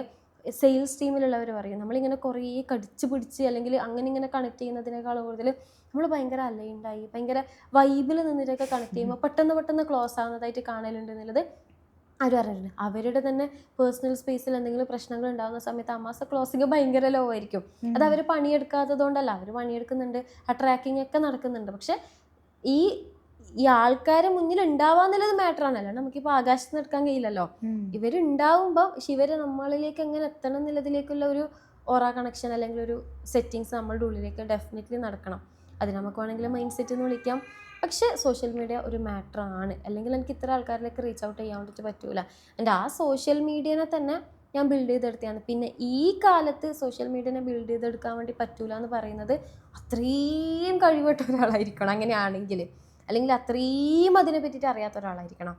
ഒരു ആവറേജ് ഒരു കോച്ച് എന്ന് പറഞ്ഞാൽ മിനിമം സംസാരിക്കാൻ അറിയുന്ന ഒരാളായിരിക്കുമല്ലോ. അങ്ങനെ ഒരാൾ വിചാരിച്ചിട്ടുണ്ടെങ്കിൽ ഈസിലി സോഷ്യൽ മീഡിയയിൽ കയറാൻ വേണ്ടിയിട്ട് പറ്റുമെന്നുള്ളത് ഫോർ ഷുവർ ആയിട്ടുള്ളൊരു കാര്യം. പെർഫെക്റ്റ്. ഹുസ്നൻ്റെ ത്രൂ ഔട്ട് ടോക്ക് കണ്ട സമയത്ത് പല സ്ഥലങ്ങളിലായിട്ട് ഇങ്ങനെ പറഞ്ഞോ പറയാതെയോ പറയുന്ന ഒരു സംഭവമാണ് ദ ഡിവൈൻ ടച്ച്. അതിങ്ങനെ എവിടേക്കോ ഇങ്ങനെ പറയാനൊന്നും ആയിട്ടില്ല, എന്നാലും ഇഷ്ടമാണ് പഠിച്ചവനെ. ബ്യൂട്ടിഫുൾ. അത് ഒബ്വിയസ്ലി എല്ലാവരുടെ ലൈഫിൽ നമ്മൾ അതിനെ ആക്സെപ്റ്റ് ചെയ്താലും ഇല്ലെങ്കിലും നമ്മളിപ്പോൾ അതിൽ വിശ്വസിച്ചാലും ഇല്ലെങ്കിലും ആ ടച്ച് പലരുടെ ലൈഫിൽ എവിടേക്കോ സംഭവിച്ചു പോകുന്നുണ്ട്. അത് നമ്മൾ തിരിച്ചറിയുന്നിടത്താണ് അതിൻ്റെ ഒരു സംഭവം എന്നാണ് ഞാൻ എപ്പോഴും വിശ്വസിക്കുന്ന ഒരു കാര്യം. അപ്പം ഒരുപാട് പേരുണ്ട് ഇപ്പോൾ റീസെൻ്റ്ലി പോലും എനിക്കൊരു മെസ്സേജ് വന്നിട്ടുണ്ടായിരുന്നു, ഈ മൈൻഡ് പവർ കാര്യങ്ങളൊക്കെ പഠിച്ചു കഴിഞ്ഞാൽ നമ്മളെ വിശ്വാസത്തിൽ നിന്നൊക്കെ തെന്നി പോകുന്നുള്ള പേടി എനിക്കുണ്ട്, അങ്ങനെ പലയിടത്തും സംഭവിച്ച് കണ്ടിട്ടുണ്ട് എന്ന് പറയുന്ന ഒരു സൈഡ് ആളുകളുണ്ട്. അപ്പോൾ വേറെ ഒരു സൈഡിൽ ഇതിലൂടെ തന്നെ ആ ഡിവൈൻ കണക്ഷന് ഭയങ്കര സ്ട്രോങ് ആക്കി പോയിട്ടുള്ള ആളുകളുണ്ട്. എനിക്കറിയില്ല, ഇത് ചിലപ്പോൾ കോൺട്രവേഴ്ഷ്യൽ ആവുമെന്നുണ്ടെങ്കിൽ പലർക്കും പല അഭിപ്രായങ്ങളായിരിക്കാം. പക്ഷേ how much do you think that has being A coach and being A person, ആ ഒരു ലെയർ നമ്മുടെ പേഴ്സണൽ ആൻഡ് സ്പിരിച്വൽ ഗ്രോത്ത് അല്ലെങ്കിൽ ആ ഒരു സ്പേസിനെ നേർച്ചർ ചെയ്യാൻ എത്രത്തോളം ഹെൽപ്പ് ചെയ്തിട്ടുണ്ട്? ഒന്നാമത്തെ കാര്യം, അവർ പറഞ്ഞതിൽ തെറ്റുണ്ടെന്ന് എനിക്ക് പറയാൻ വേണ്ടി പറ്റില്ല. കാരണം മൈൻഡ് പവർ അടിച്ചിട്ട് അങ്ങനെ ആയിട്ടുള്ള ആൾക്കാരുണ്ട്. പക്ഷേ ഇതിനൊരു എക്സാമ്പിൾ വെച്ചിട്ട് പറയുകയാണെങ്കിൽ, ഞാൻ കണ്ണിനെ പറ്റിയിട്ട് പഠിക്കുന്നത്, കണ്ണിനെ പറ്റി പഠിക്കുമ്പോൾ കണ്ണിൻ്റെ ഫിസിക്സ് ഉണ്ട്, കണ്ണിൻ്റെ കെമിസ്ട്രി ഉണ്ട്, കണ്ണിൻ്റെ ബയോളജി ഉണ്ട്. നമ്മൾ സ്പിരിച്വലി അല്ലെങ്കിൽ മതപരമായിട്ട് മാത്രം പഠിക്കുകയാണെങ്കിൽ കണ്ണെങ്ങനെ നമ്മളെങ്ങനെയാണ് കാണുന്നത്, നമ്മളെ പഠിച്ചവൻ കാണിപ്പിക്കുന്ന കഴിഞ്ഞ് അതിൽ നമുക്കൊരു ക്യൂരിയോസിറ്റി ഇല്ല, ഒന്നുമില്ല. നമുക്കൊരു പഠിച്ചവനുണ്ട്, പഠിച്ചവൻ കാണിക്കുന്നുണ്ട്, അവിടെ തീരും. പക്ഷെ അതിൻ്റെ അപ്പുറത്തേക്ക് ഞാൻ കണ്ണിനെ പറ്റിയിട്ട് പഠിക്കുന്നത്, അപ്പോൾ കണ്ണിന് ഫിസിക്സിൽ ഇത്രമാത്രം സംഭവങ്ങൾ ഉണ്ടല്ലേ, അല്ലെങ്കിൽ ഒരു സെക്കൻഡിൽ ഇത്രമാത്രം ആക്ഷൻസ് അവിടെ നടക്കുന്നുണ്ടല്ലേ, പ്രതിബിംബം തലകീഴായിട്ടാണല്ലേ കണ്ണെടുക്കുന്നത്, അത് ബ്രെയിൻ ആണല്ലേ നേരെയാക്കുന്നത് എന്നൊക്കെ അറിയുന്ന സമയത്ത് ആ ഒരു ക്യൂരിയോസിറ്റി, അതിൻ്റെ തന്നെ ബയോളജി, അതിൻ്റെ തന്നെ കെമിസ്ട്രി എന്നൊക്കെ പറയുമ്പോൾ നമുക്കിങ്ങനെ തല കറങ്ങിപ്പോവും. ഇങ്ങനെ തല കറങ്ങിയിട്ട് എനിക്ക് വേണമെങ്കിൽ ഒരു കൺക്ലൂഷനിലേക്ക് എത്താം, ഓക്കെ ഇതൊക്കെ ഒരു സയൻറ്റിഫിക്കൽ പ്രോസസ്സാണ്, അപ്പം ഇതിന് പഠിച്ചോൻ കാണിപ്പിക്കുന്നതെന്നല്ല, എന്നെ പറഞ്ഞ് പറ്റിച്ചതാ, ഇതുകൊണ്ടാണെന്ന് എനിക്ക് വേണമെങ്കിൽ ചിന്തിക്കാം. അതിൻ്റെ അപ്പുറത്തേക്ക് പഠിച്ചോൻ ഈ ഒരു സംഭവം തന്നെയല്ലേ എന്നുള്ളതും നമുക്ക് ചിന്തിക്കാം. എനിക്ക് ചിന്ത പോയത് ഓരോന്നോരോന്ന് മനുഷ്യനെ പറ്റി പഠിക്കുമ്പം, മനുഷ്യൻ്റെ മനസ്സിനെ പറ്റി പഠിക്കുമ്പം, ചിന്തേനെ പറ്റി പഠിക്കുമ്പം, ഇതാണല്ലേ പഠിച്ചൻ ചിന്തിക്കാൻ വേണ്ടിയിട്ട് ഇടയ്ക്കിടയ്ക്ക് പറഞ്ഞുകൊണ്ടിരിക്കുന്നത്, ഇത് കിട്ടാൻ വേണ്ടിയിട്ടാണല്ലേ പഠിച്ചൻ അത് പറഞ്ഞിട്ടുണ്ടായിരുന്നത്, ഇതാണല്ലേ ഇതിൻ്റെ പിന്നിലുള്ള സീക്രട്ട് എന്നൊക്കെ അറിയുമ്പം കൂടുതൽ ഈ ഒരു സംഭവമാണ് കേട്ടോ എന്നുള്ളത് തോന്നാൻ ചെയ്യുന്നത്. അതിൻ്റെ അപ്പുറത്തേക്ക് നിഷേധിക്കുന്നല്ല, അത് ഓരോരുത്തരും ഏത് പാത്തിനെ ചൂസ് ചെയ്യുന്നു എന്നുള്ളതിനനുസരിച്ചിരിക്കും. ഖുറാൻ വായിച്ചിട്ട് തന്നെ തീവ്രവാദികളായിട്ടുള്ള ആൾക്കാരുണ്ട്, ഖുറാൻ വായിച്ചിട്ട് തന്നെ ആ ഒരു ലോകത്തിന് നന്മ ചെയ്യുന്ന ആൾക്കാരുണ്ട്. അപ്പം എന്തിനേയും നമ്മളെങ്ങനെ കാണുന്നു എന്നുള്ളതിനനുസരിച്ചിട്ടാണ് മാറ്റർ എന്ന് എനിക്ക് തോന്നുന്നത്. ഞാൻ മൈൻഡ് പവറിൻ്റെ കാര്യത്തിലാണെങ്കിലും മനസ്സാണ് മാറ്റുന്നത്, ചിന്തയാണ് മാറ്റുന്നത് എന്ന് പറയുമ്പം അതിൻ്റെ അപ്പുറത്തേക്കുള്ള പഠിച്ചവനെ നിഷേധിക്കല്ല നമ്മൾ ചെയ്യുന്നത്. എല്ലാത്തിനെയും മഴ എങ്ങനെ പെയ്യുന്നു എന്ന് വയ്ക്കുമ്പോൾ ഇവിടെ ഒരു സംവിധാനത്തിന് ദൈവം ഒരുക്കിയിട്ടുണ്ട്. അതേപോലെ തന്നെ നമ്മൾ ഈ കുട്ടികളുടെ ഗർഭത്തിൻ്റെ കാര്യം നോക്കുകയാണെങ്കിൽ പോലും ഒരു പുരുഷനും സ്ത്രീയും സെക്സ് ചെയ്യുന്ന സമയത്ത് ഒരു ജീവൻ ഉണ്ടാകുമെന്ന് പറയുമ്പം അവിടെ ആത്മാവ് എന്നുള്ളൊരു കാര്യത്തിൽ കൂടി എല്ലാ മനുഷ്യരും വിശ്വസിക്കുന്നവരുണ്ട്. ഇത് സെക്സിലൂടെ ആത്മാവ് അവിടെ ഫോം ചെയ്യുമോ? ഇല്ല. അപ്പം അവിടെ വേറെ എന്തോ ഒരു സംഭവം കൂടി വെച്ചിട്ടുണ്ട്. പക്ഷെ നമുക്ക് അത് പറയാൻ വേണ്ടി പറ്റൂല. നമുക്ക് പറയുമ്പം പുരുഷൻ്റെ സ്ത്രീൻ്റെ സംഗമത്തിലൂടെയാണ് ഒരു കുട്ടി ഉണ്ടാകുന്നത് പറയുമ്പോൾ നമുക്കറിയാം അതിൻ്റെ ഉള്ളിൽ വേറെ എന്തോ ഉണ്ട് എന്നുള്ളത്, ബിഹൈൻഡിലൊരു സ്പിരിച്വൽ അല്ലെങ്കിൽ ഡിവൈൻ കണക്ഷൻ ഉണ്ട് എന്നുള്ളത് നമുക്കറിയാം. സെയിം തിങ് ഇപ്പുറത്തുനിന്ന് മനുഷ്യന്മാർ ഇങ്ങനെയൊക്കെ ചെയ്യുമ്പോൾ മാറ്റങ്ങൾ ഉണ്ടാവും എന്നറിയുമ്പം നമ്മളെ ഡിവൈനെ നിഷേധിക്കലൊന്നല്ല ചെയ്യുന്നത്. പക്ഷേ അവിടെ എന്ത് ബ്യൂട്ടിഫുൾ ആയിട്ടാണല്ലോ ഈ സെറ്റിങ്സിന് ഇവിടെ ഒരുക്കി വെച്ചിട്ടുള്ളത് എന്നുള്ളതിൽ ഞാൻ കൂടുതലായിട്ട് അഡ്മയർ ചെയ്തിട്ടേ ഉള്ളൂ. ആൻഡ് ഞാൻ പഠിപ്പിച്ച ആൾക്കാരും അതെനിക്ക് പ്രൗഡ്ലി പറയാൻ വേണ്ടി പറ്റും. ഞാൻ പഠിപ്പിച്ച ഒരു മനുഷ്യൻ എന്നോട് ഇതുവരെ വന്നിട്ട് എൻ്റെ നിസ്കാരം കുറഞ്ഞു പോയി, പഠിച്ചവനോട് ഇഷ്ടമില്ല എന്ന് പറഞ്ഞിട്ടില്ല എന്നുള്ളത് മാത്രമല്ല, പഠിച്ചവനെ കുറച്ചും കൂടി അടിപൊളിയായിട്ട് മനസ്സിലാക്കാൻ പറ്റി, കുറച്ചും കൂടി ബ്യൂട്ടിഫുള്ളായിട്ട് സ്നേഹിക്കാൻ വേണ്ടി പറ്റി എന്നുള്ളത് മാത്രമേ എനിക്കിതുവരെ ഫീഡ്ബാക്ക് കിട്ടിയിട്ടുള്ളൂ. പക്ഷെ അവരെ കുറ്റം പറയാൻ പറ്റൂല. കാരണം നമ്മൾ കാണുന്നത് ആ ടൈപ്പ് ഓഫ് വീഡിയോസ് നമ്മൾ കാണലുണ്ട്, യൂട്യൂബിലായിക്കോട്ടെ മറ്റൊക്കെ കാണലുണ്ട്. അതിന് അങ്ങനെ കണ്ടിട്ടായിരിക്കാം. അപ്പം ഞാൻ പറയില്ല, നിങ്ങളൊന്ന് വന്നിട്ടൊന്ന് എക്സ്പീരിയൻസ് ചെയ്ത് നോക്ക് ഇവിടെ എന്താ പഠിപ്പിക്കുന്നത്. അറ്റ്ലീസ്റ്റ് നമ്മൾ വിമർശിക്കുമ്പം എന്താ പഠിപ്പിക്കുന്നതെന്ന് പഠിച്ചിട്ട് വിമർശിക്കാമെന്ന് അറിയില്ലല്ലേ. ഇപ്പം നമ്മൾ എക്സാമ്പിൾ പറയുകയാണെങ്കിൽ ഖുറാനൊക്കെ അല്ലെങ്കിൽ റസൂൽ സല്ലല്ലാഹു അലൈഹി വസല്ലമയുടെ ആയിഷ ബീവിനെ കല്യാണം കഴിച്ച കഥ പറയുകയാണെങ്കിലും വേറെ കുറേ കഥകൾ പറയുകയാണെങ്കിലും നിങ്ങളെ റസൂൽ അങ്ങനെയല്ലേ ചെയ്യുന്നതെന്ന് പറയുമ്പോൾ ലോജിക്കലി നമുക്ക് പറയാൻ ആൻസർ ഒന്നും ഉണ്ടാവില്ല. ഇവിടെ നിങ്ങളൊന്ന് വന്നിട്ട് ഇതിൻ്റെ ഉള്ളിലുള്ള കുറച്ചും കൂടി ഒന്ന് നോക്കിയിട്ടുണ്ടെങ്കിൽ ഇതിൻ്റെ പിന്നിലുള്ള എന്താണെന്ന് നിങ്ങൾക്ക് മനസ്സിലാവും പറയും. അല്ലാണ്ട് നമ്മൾ എന്ത് മറുപടി കൊടുക്കാനാ? ഈ പറഞ്ഞ ഒന്നിനും നമുക്ക് മറുപടി ഉണ്ടാവില്ല. പക്ഷെ അത് ഉള്ളിലേക്ക് ഇറങ്ങി പഠിച്ചവർക്ക് മാത്രം കിട്ടുന്ന കുറേ മറുപടികളാണ്. അത് പുറത്തുള്ളവർക്ക് കൊടുക്കണമെന്ന് പോലും ഇല്ല സത്യം പറഞ്ഞിട്ടുണ്ടെങ്കിൽ. അത് ഉള്ളിൽ വന്നാൽ മാത്രം കിട്ടുന്ന, ഗൈഡ് പറഞ്ഞിട്ടില്ലേ വേലിക്കുള്ളിലൊരു പൂന്തോട്ടം ഉണ്ട് എന്നുള്ളത്. വേലി മാത്രം നോക്കി നിന്നിട്ടുണ്ടെങ്കിൽ പ്രശ്നമാവും. ആ പൂന്തോട്ടം എക്സ്പീരിയൻസ് ചെയ്തിട്ട് ക്രിറ്റിസൈസ് ചെയ്യട്ടെ. All right. ഇപ്പം ഫസ്റ്റും പറഞ്ഞത് വെച്ച് നോക്കാം, നമ്മൾ പലപ്പോഴും പറയാം നമ്മൾ എന്ത് പഠിച്ചു, എങ്ങനെ പഠിച്ചു എന്നുള്ളതിനേക്കാളും എവിടുന്ന് പഠിക്കുന്നു, ഏത് തരത്തിൽ പഠിക്കുന്നു എന്നുള്ളതും ഇമ്പോർട്ടൻ്റ് ആണ് എന്നുള്ളത്. എനിക്ക് തോന്നുന്നു അത് തന്നെയാണ് പലർക്കും എന്തെങ്കിലുമൊക്കെ നോളജ്, പലർക്കും നോളജ് മതി. പക്ഷെ നോളജും അപ്പുറത്ത് അതിൻ്റെ കുറേ ചുറ്റിലും കിടക്കുന്ന ഒരുപാട് എലമെൻസിനും കൂടെ മനസ്സിലാക്കി തുടങ്ങുമ്പോഴാണ് എനിക്ക് തോന്നുന്നു ക്ലാരിറ്റി എന്ന് പറയുന്ന എന്നാൽ ഏറ്റവും പെർഫെക്റ്റ് ആയ കൺക്ലൂഷനിലേക്ക് വരാൻ പറ്റുക. പിന്നെ ഒബ്വിയസ്ലി ചിന്തിക്കുക എന്നുള്ളതാണ്. ഓരോരുത്തർക്ക് അവരുടേതായിട്ടുള്ള സ്പേസ് ഉണ്ട്. That was beautifully you said that. പിന്നെ there is a term called perfectionism അല്ലേ. കുറേ ആളുകൾക്ക് ഇല്ലല്ലേ എനിക്കതൊന്നും നടക്കാൻ പോകില്ല, എന്താണ് എനിക്കാണ് പെർഫെക്റ്റ് ആവണ്ടേ, ഞാൻ കുറേ മിസ്റ്റേക്സ് ചെയ്യുന്നുണ്ട്, എനിക്കിങ്ങനെ കുറേ പ്രശ്നങ്ങളുണ്ട്, എൻ്റെ ഫാമിലി ഇങ്ങനെ, എൻ്റെ ഫൈനാൻഷ്യൽ ബാക്ക്ഗ്രൗണ്ട് ഇങ്ങനെ കുറേ സംഭവങ്ങൾ ചുറ്റും റിവോൾവ് ചെയ്യുന്നുണ്ട്, ഇതിനൊക്കെ ഇടയ്ക്ക് ഞാനിങ്ങനെ ഒരു കോച്ചാവാം എന്ന് ഒരു സൈഡിൽ. ഇനി കോച്ചസ് ആയിട്ടുള്ളവർ തന്നെ ഇതൊന്നും പെർഫെക്റ്റ് അല്ലാണ്ട് ഞാനെങ്ങനെ അത് ആളുകൾക്ക് കൊടുക്കുക എന്നുള്ളത് മറ്റൊരു തലത്തിലുണ്ട്. ഇനി ഇതൊക്കെ ചെയ്യുന്നുണ്ടെങ്കിൽ എന്തൊക്കെയോ സ്ട്രൈവ് ചെയ്യുന്നുണ്ട്, സ്ട്രഗിൾ ചെയ്യുന്നുണ്ട്, പക്ഷെ ഒന്നും ഒരു നല്ല റിസൾട്ടിലേക്ക് വരുന്നില്ല. പക്ഷേ ഞാനൊരു കോച്ചുമാണ്. അപ്പോൾ ഇങ്ങനെ പല സ്റ്റേജിൽ നിൽക്കുന്ന ആളുകളുണ്ട് when it comes to this coaching element. അപ്പോൾ ഇതിൽ ഓരോ സ്റ്റേജിലും obviously you have gone through all these phases. പല കഥകളും പല സംഭവങ്ങളും പലപ്പോഴും കണക്ട് ചെയ്തപ്പോഴൊക്കെ ഷെയർ ചെയ്തിട്ടുള്ള കാര്യങ്ങളാണ്. ആദ്യം കോച്ച് ആവണമെന്ന് ആഗ്രഹിച്ച് നിന്നൊരു പോയിൻ്റ് ഉണ്ട്, പക്ഷെ ഒന്നുമില്ല കയ്യിൽ, എങ്ങനെ ചെയ്യണം എന്നുള്ളൊരു പോയിൻ്റ് ഉണ്ടായിരുന്നു. അത് കഴിഞ്ഞിട്ട് കോച്ചിങ്ങിലേക്ക് വരുന്ന സമയത്ത് പല കാര്യങ്ങളും ഇംബാലൻസിലാണ്, പക്ഷെ അതിനെങ്ങനെ ബിൽഡ് ചെയ്തെടുക്കണം എന്നറിയില്ല. ഇത് കഴിഞ്ഞിട്ട് പിന്നത്തെ ഒരു ഫേസിലേക്ക് വന്നപ്പോൾ ഒന്നും പെർഫെക്റ്റ് അല്ല, but still you are building that. ഓരോന്നും ഗ്രാജ്വലി ബിൽഡ് ചെയ്തുകൊണ്ട് നിൽക്കുന്ന ഒരു പ്രോസസ്സുണ്ട്. പേഴ്സണലി ഈ 3 സ്റ്റേജിനെ പറ്റിയിട്ട് ഒന്ന് ഷെയർ ചെയ്യാവും. ഒന്നാമത്തേത് കോച്ച് ആകണമെന്നുള്ള ആഗ്രഹം വന്നത് ഈ പറഞ്ഞ പോലെ തന്നെ എനിക്കുള്ള 2 കാര്യങ്ങളാണ്. ഒന്ന് ഞാൻ എപ്പോഴും പറയുന്നൊരു കാര്യമാണ്, എന്നെ 2ആയിട്ട് മുറിച്ചിട്ടുണ്ടെങ്കിൽ ഒന്നിൽ എനിക്ക് വേണമെങ്കിൽ കവിതേനെ കൊടുക്കാൻ വേണ്ടി പറ്റും, മറ്റൊന്നിൽ എൻ്റെ സംസാരം. ഇത് രണ്ടും ഇല്ലെങ്കിൽ ഞാനേ ഇല്ല എന്നുള്ളതാണ് ഞാൻ ഇപ്പം പറഞ്ഞു നോക്കുന്നത്. ഇതിൽ രണ്ടിലാണ് എൻ്റെ ആത്മാവ് കിടക്കുന്നത് എന്നുള്ളത് പണ്ടേ എനിക്ക് എന്നെയാണ് എനിക്കിഷ്ടം. ഇത് രണ്ടും ഇല്ല, എഴുതാത്തൊരു ഹുസ്ന എന്ന് പറയുമ്പം എനിക്കത് ഞാനല്ലാത്തൊരു ഫീലാണ്, സംസാരിക്കാൻ പറ്റാത്തൊരു ഹുസ്ന എന്ന് പറയുമ്പം അതും എനിക്ക് ഞാനല്ലാത്ത ഫീലാണ്. നമ്മളൊരു കവിത കേട്ടിട്ടില്ലേ, കവി അസ്വസ്ഥത കവിത സ്വസ്ഥത എന്ന് പറയുന്നത് പോലെ എനിക്ക് സംസാരിച്ചാലേ എൻ്റെ ദാഹം തീരൂ എന്ന് പറയുന്നത് പോലെ. അപ്പം ഇതിൽ നിന്ന് എനിക്ക് എന്ത് പ്ലാറ്റ്ഫോം ക്രിയേറ്റ് ചെയ്യാമെന്ന് ചോദിച്ചിട്ടുണ്ടെങ്കിൽ ഇങ്ങനെയൊന്നും ചിന്തിച്ചിട്ടല്ല അതായത്, പക്ഷേ ബ്യൂട്ടിഫുള്ളി എനിക്ക് എൻ്റെ മുന്നിലേക്ക് അത് വന്നു എന്ന് വേണമെങ്കിൽ പറയാം. അല്ലെങ്കിൽ അങ്ങനെ ഒരു സംഭവം ഉണ്ട് എന്ന് പറഞ്ഞപ്പം ഞാൻ കൂടുതലായിട്ടൊന്നും ചിന്തിച്ചിട്ടില്ല. എന്നോട് എല്ലാവരും പറയുന്ന ഒരു കാര്യമാണ് എനിക്ക് ബുദ്ധി ഭയങ്കര കുറവാണെന്നത്. അതായത് എനിക്ക് എന്താണോ തോന്നുന്നത് അപ്പം ചെയ്യും. ഞാനതിൽ കൂടുതൽ വരായികളെ പറ്റിയിട്ടോ പെർഫെക്റ്റ് ആക്കാൻ വേണ്ടിയിട്ടൊന്നും ഞാൻ നോക്കലില്ല. എനിക്കത് തോന്നിയാൽ ഞാൻ അങ്ങോട്ടേക്ക് നടക്കും. അങ്ങനെയുള്ളൊരു അതാണ് എൻ്റെ ഒരു രീതി എന്ന് പറയുന്നത്. അപ്പം എനിക്ക് കോച്ചിങ് തോന്നിയപ്പോഴത്തേക്ക് അത് നടന്നു, അത് ശരിയായിപ്പോയി എന്ന് വേണമെങ്കിൽ പറയാം. അതായത് കരിയർ തുടങ്ങുന്ന സമയത്ത് തന്നെ എൻ്റെ മുന്നിലേക്ക് ഇത് കിട്ടിയിട്ടുണ്ടായിരുന്നു. അല്ലെങ്കിൽ എൻ്റെ പ്ലാന് PGക്ക് ഇന്ന സ്ഥലത്തേക്ക് പഠിക്കണം, അതിൽ ഇന്ന കോഴ്സ് പഠിക്കണം, അതായത് ഇതല്ലാത്തൊരു പ്ലാനായിരുന്നു എനിക്കുണ്ടായിരുന്നത്. പക്ഷെ അതിലേക്ക് എത്തിപ്പെടാത്ത എന്നെ ഇങ്ങോട്ടേക്ക് പ്രൊട്ടക്റ്റ് ചെയ്തിട്ട് എത്തിച്ചെന്ന് വേണമെങ്കിൽ നമുക്ക് അങ്ങനെ പറയാം. 2ാമത്തെ ഫേസിലേക്ക് വരുന്ന സമയത്ത് എനിക്ക് ഫസ്റ്റൊക്കെ എൻ്റെ ക്ലാസ് എൻ്റെ ഫാമിലിയിലുള്ളവർ കേൾക്കാമെന്നൊക്കെ പറയുന്നത് എനിക്ക് ഭയങ്കര പ്രശ്നമാണ്. കാരണം ഞാനിത് ഈ പ്രശ്നങ്ങളൊക്കെ കാരണം ഇവോൾവിങ് എന്ന് പറയുന്നത് ഈ കാര്യങ്ങളൊക്കെ ഞാൻ പഠിച്ചതിൻ്റെ അന്ന് എൻ്റെ ലൈഫ് മാറിയിട്ടുണ്ടാവില്ല. ഇത് പഠിച്ച സമയത്ത് തന്നെയാണ് ഞാനിത് പഠിപ്പിച്ചു കൊടുക്കാനും പോകുന്നത്. അപ്പം എനിക്ക് എൻ്റെതായിട്ടുള്ള ഇവോൾവിങ് അവിടെ നടക്കുന്നുണ്ട്. മനുഷ്യന്മാരെല്ലാവരും ഇവോൾവ് ചെയ്ത് മാത്രം നടക്കുന്ന ഒരു കാര്യമാണ്. അപ്പം ആങ്കർ മാനേജ്മെന്റ് എന്ന് പറയുമ്പം അത് പഠിപ്പിച്ചുകൊണ്ടിരിക്കുമ്പം ഞാൻ ഇപ്പുറത്തുനിന്ന് സെയിം കാര്യങ്ങൾ ഇങ്ങനെ പ്രാക്ടീസ് ചെയ്യുന്നതായിരിക്കും. അതും ഒരു ദിവസം കൊണ്ട് നടക്കൂല. അപ്പം എൻ്റെ ഉമ്മ ആങ്കർ മാനേജ്മെന്റിന്റെ സെഷന് എങ്ങാനും കേൾക്കാണ്ടിരിക്കുന്നത് ഞാൻ നിങ്ങൾ കേൾക്കല്ലേ കാരണം എനിക്ക് പേടിയാ. കാരണം ഇവരെന്നെ ജഡ്ജ് ചെയ്യുമല്ലോ എന്നൊരു പേടി ഉണ്ടായിരുന്നു.